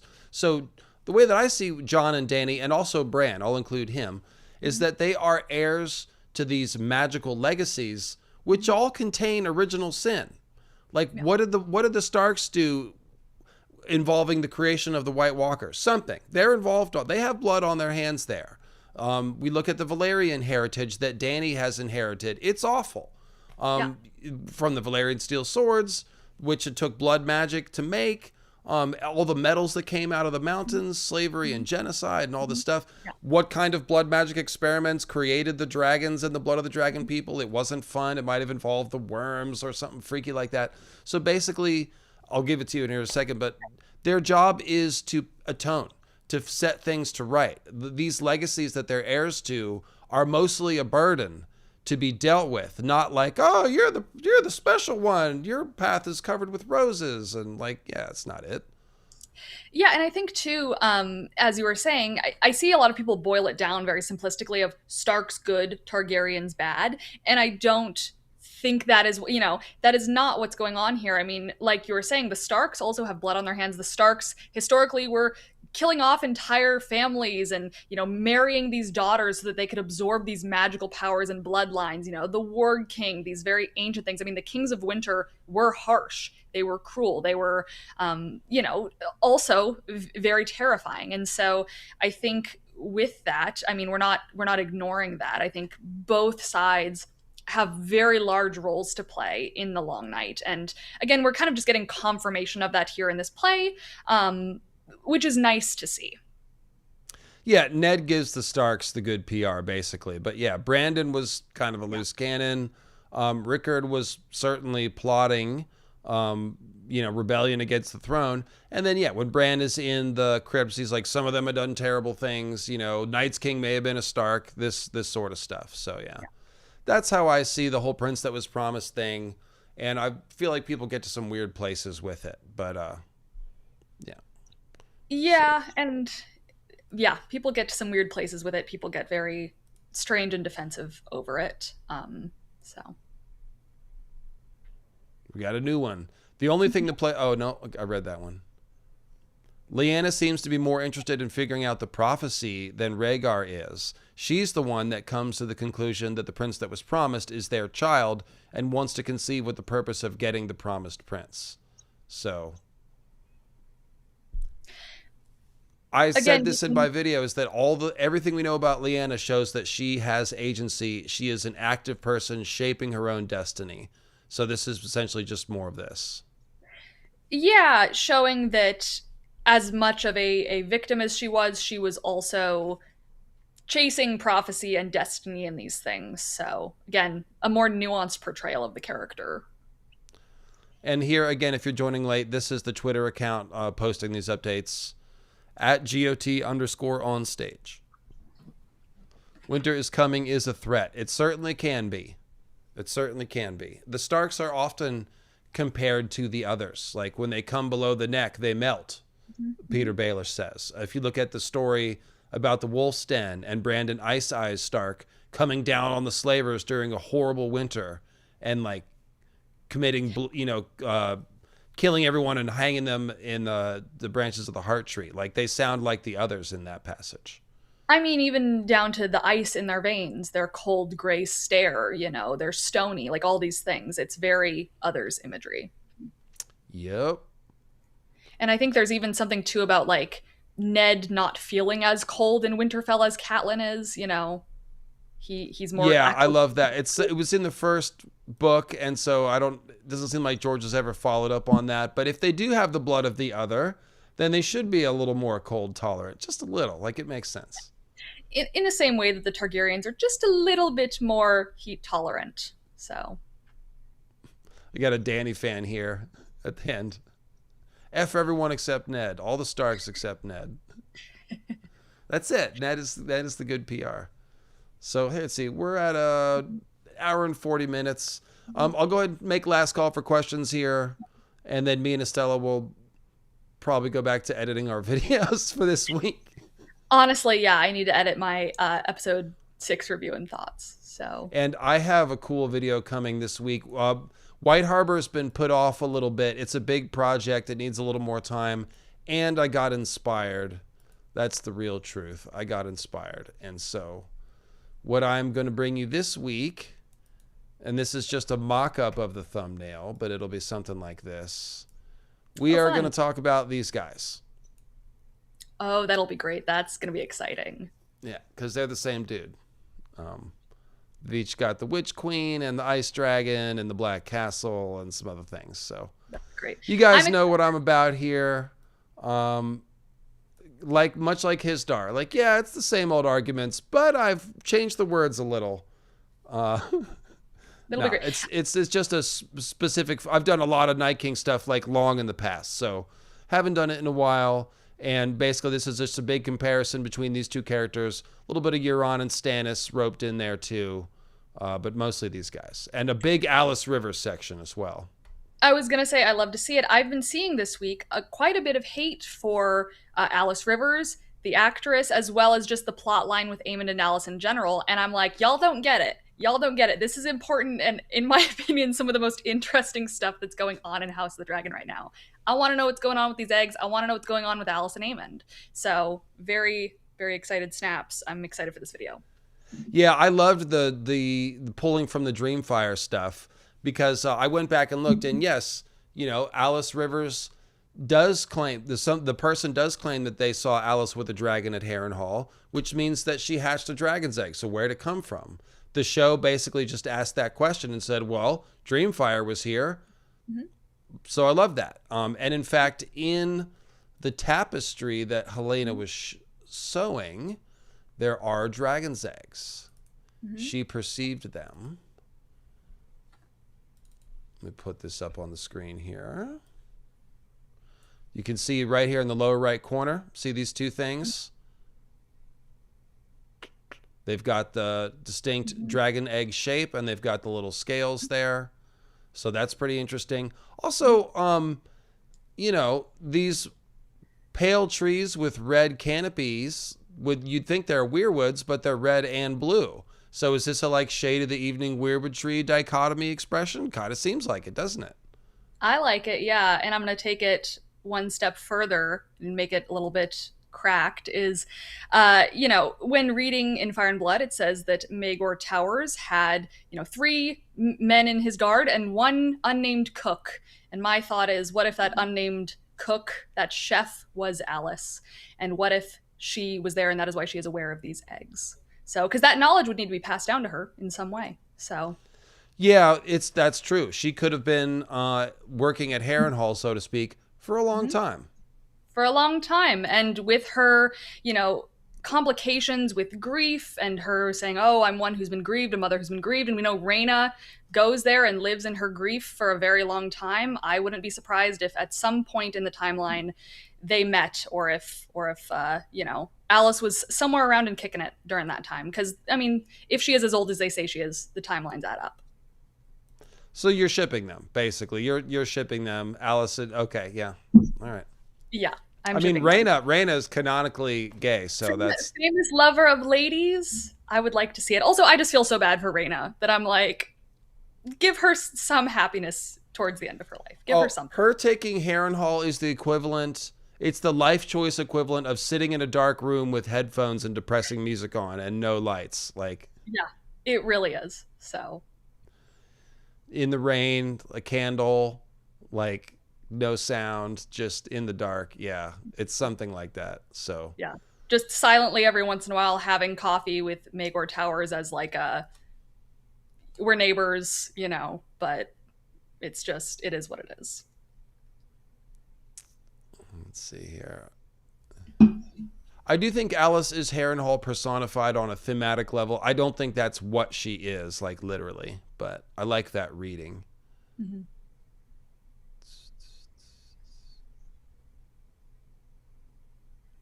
How do we feel that we're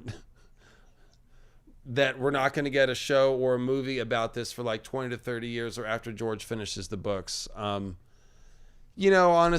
we're a battered and bruised fandom. We just take it as it comes. Like, I'm happy that we're finding out some information. We're starving, That's the truth.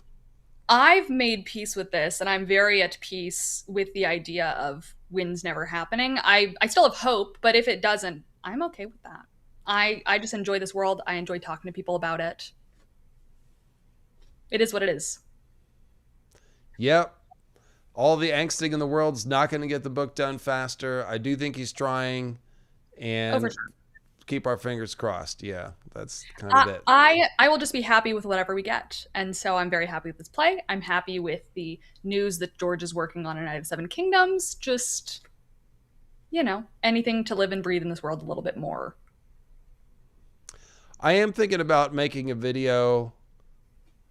I don't make too many George Martin videos.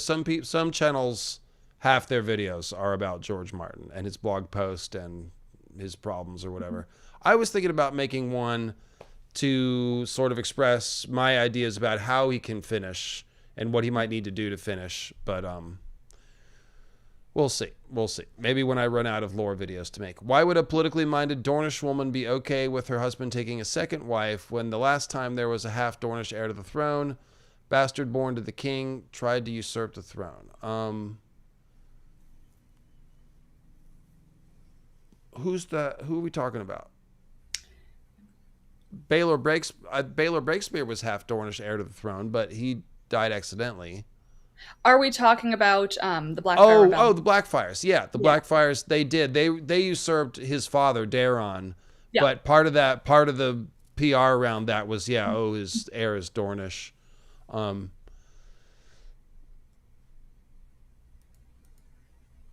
because I think, like we said, she's not worried about the marriage bed, quote unquote. She's worried about the Dornish connection to the throne and what Dorne can gain via that politically.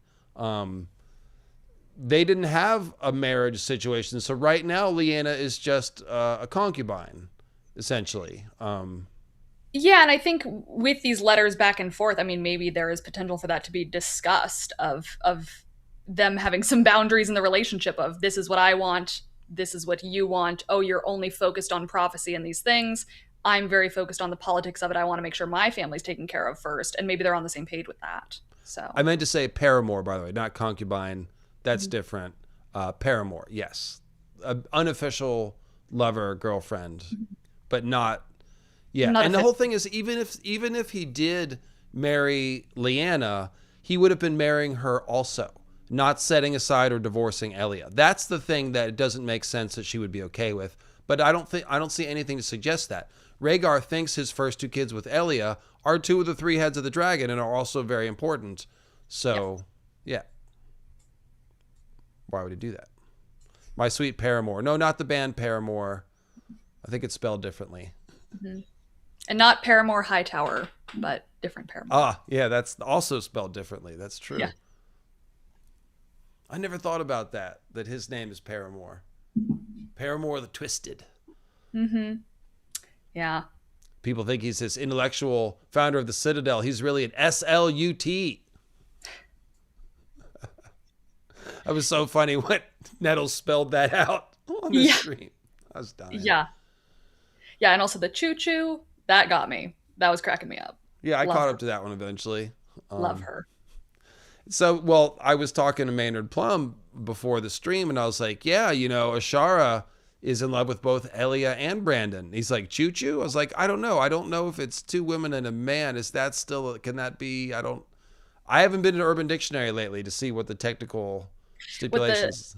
What the terminology is for it. I mean, I feel like there needs to be some Westerosi terms since they technically don't have that type of machinery, that type of transportation. But Well, someone said it would be running a wagon instead of a wagon. women can drive a train too. That I guess so. Yeah, I mean, there's ways to do it.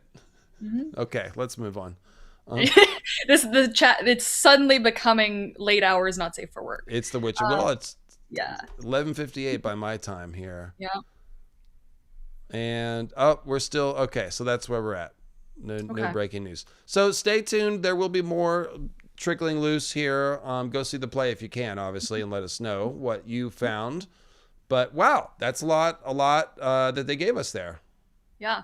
I guess my kind of final question to you is, out of everything that we have seen, is there anything that has been left out that you would like confirmed in this moment? Or Yeah, the anything that Griffin guy, John. I mean, he's not really very important or compelling character, but we're just trolling at this point. oh, Genuine. we are trolling. Yeah, just yeah, I mean, I was surprised that there was no casting. It's, I guess we'll still see. But again, yeah, I'm taking this as confirmation that John was not named John after John Connington, no matter what John Connington may think in universe when it is revealed. So, Well, I did think that was a funny take that he'd be pissed learning that Rhaegar's son was named John, but not named after him. That was no, a I funny think I angle. think he'll very much take it as he's like, he did care about me, even though I wasn't in the secret group of friends that were really important to the prophecy. Even though it's like, no, it's crumbs that he's really clinging to. So, Yeah, I think my biggest question is, like, now that we know Lyanna was a dreamer, what were they doing on the Isle of Faces? Did she eat weirwood paste? Was there a Green Man initiation? Did she need to have her visions clarified by the Green Men? Because all this stuff at Harrenhal is happening before they go to the Isle of Faces. So she's already, her gifts are activated somewhat. But yeah, they went to the Isle of Faces for some reason. And I've the only answers are magical. So I've always been looking in that direction. yeah, I mean, do we think? I mean, it's said that like her and Rhaegar were communicating kind of telepathically. Do we think that in the same way that Alice kind of unlocks this for Daemon in the show, that she will be doing a similar thing for Rhaegar? Of like, yeah, he's a dragon dreamer prophecy, but maybe she kind of opens him up to the other side of it, the old gods kind of aspects. Yeah, it could be. I think so. And I think if he had any doubts or questions about was he doing the right thing and what does this all mean, if Lyanna's having visions of the same stuff, then that's a whole different level of certainty that he's gaining there. And Yeah. Lyanna probably seems like a bit of a lifeline. Like, he's been working with this stuff for a while, also dealing with the stress of his dad. And then Yeah. Lyanna has this clarity. And I think there was another leak that I read somewhere that's like, by the time of the Tower of Joy, Rhaegar is a little bit less enthusiastic about the prophecy. It's Lyanna that's more interested in it. And Yeah. Rhaegar is sort of tempering her or advising her about how to deal with it. So, Yeah. That is all really super duper interesting. Another hanging question is Arthur Dane.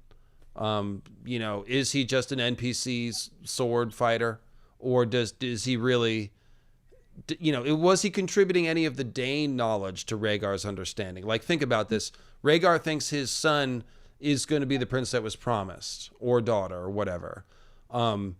If he knows about this stuff that he probably knows about Lightbringer, were Rhaegar and Arthur Dane looking at Dawn as Lightbringer? Were they thinking that Jon was going to wield it? That is a huge question that I have. Yeah, that is a very big thing. And so I'm hoping, I mean, that would be a great thing to get answered. That would make some sense. Like, that would help bring Dane into the mix here. Like, it's cool that Ashara is Mhm. having these affairs and things and all that, but like, yeah, tell me about the Dane angle on the prophecy and what do the Danes know? We didn't really see anything about that here. Yeah, the Danes have been such a big kind of mystery in the book series, and I think some people have argued that it's kind of it's overplayed, it's overstated since we have waited so long, but I think this play is an opportunity to answer some of those questions finally. Yeah, and since there's no Howland Ashara smoke, that eliminates potentially another window that we might get into Dane lore. Like, if Mira and Jojen are part Dane, then they could bust out with some knowledge at any point. But we're gonna have to wait more for that. Do we know if the play is being filmed for TV? No, we do not know. No, it's a great question. Hopefully, it'll come to the U.S. and they'll do some more runs, or maybe it'll be filmed. But they won't put out any filming of it until well after they're done performing it, obviously, or that would undercut it. Yeah. I mean, that is my hope, is that eventually it'll either, yeah, come over here, maybe to New York or something, and that it'll eventually be filmed and put out. Because it feels odd to have such a big thing like this and then to only have it for such a limited run in one place. It feels like they're leaving money on the table by not broadening who can see it. Yeah, it's a different world. I don't know anything about the theater world and what's customary, and you know whether they're trying to scrape every penny out of their performance or if it's just more of an artsy thing. You know, so maybe they will do that, maybe not.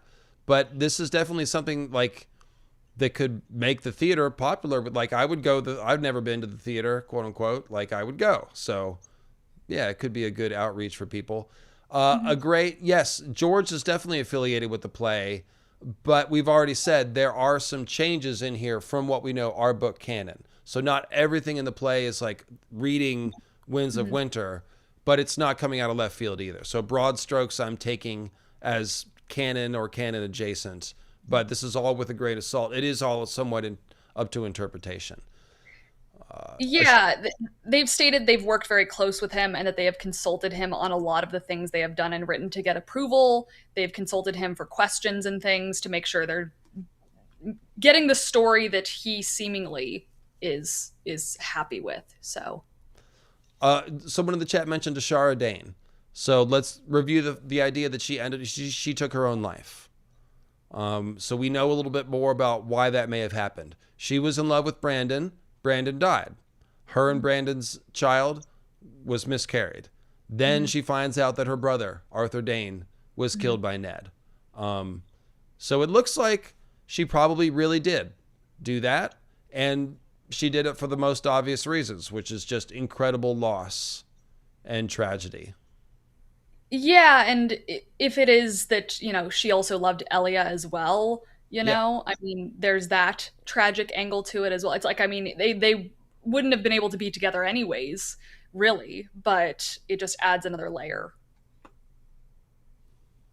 Didn't I support Condell over George Martin? I don't think so. I think I addressed the issue with nuance and tact, and a little bit of sympathy for both of them, quite honestly. That's what I recall, but maybe you remember it differently.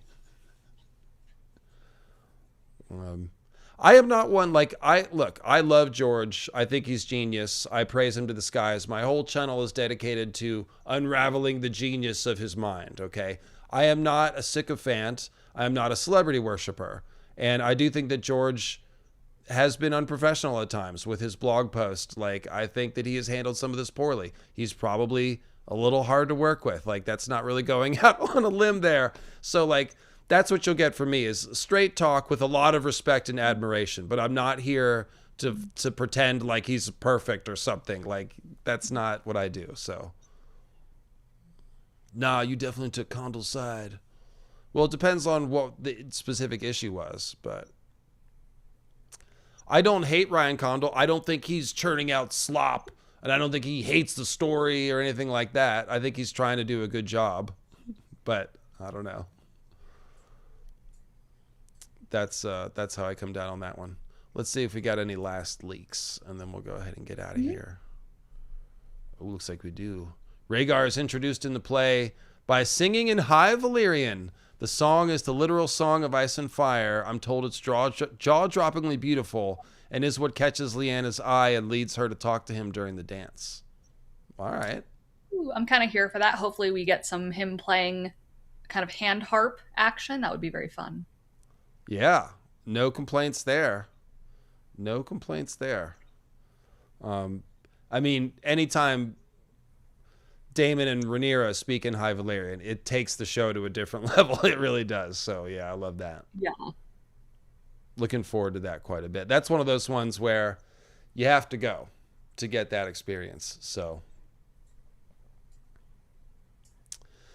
all right, guys, thanks very much for coming out. We do have 700 people in the chat, but it's midnight. It's been 2 hours. I think we've hit all the topics. We'll be covering this more in the future. Thank you very much for watching, either live or on the rewatch. Again, check out Estella's channel linked below. Lots of great content. Thank you for joining me, Estella, to go through all this. This was a lot better than me just spinning out about all this stuff on my own. So thank you. Yeah, of course. Thank you for having me on. Really fun to talk about. I'm so hyped for this play, and I'm excited to see, once more, information comes out. Obviously, this seemingly isn't all of it. So, I can't wait. And then you'll be with us on Sunday night, too, for big Episode 7. Battle Showdown episode post-game. Yep.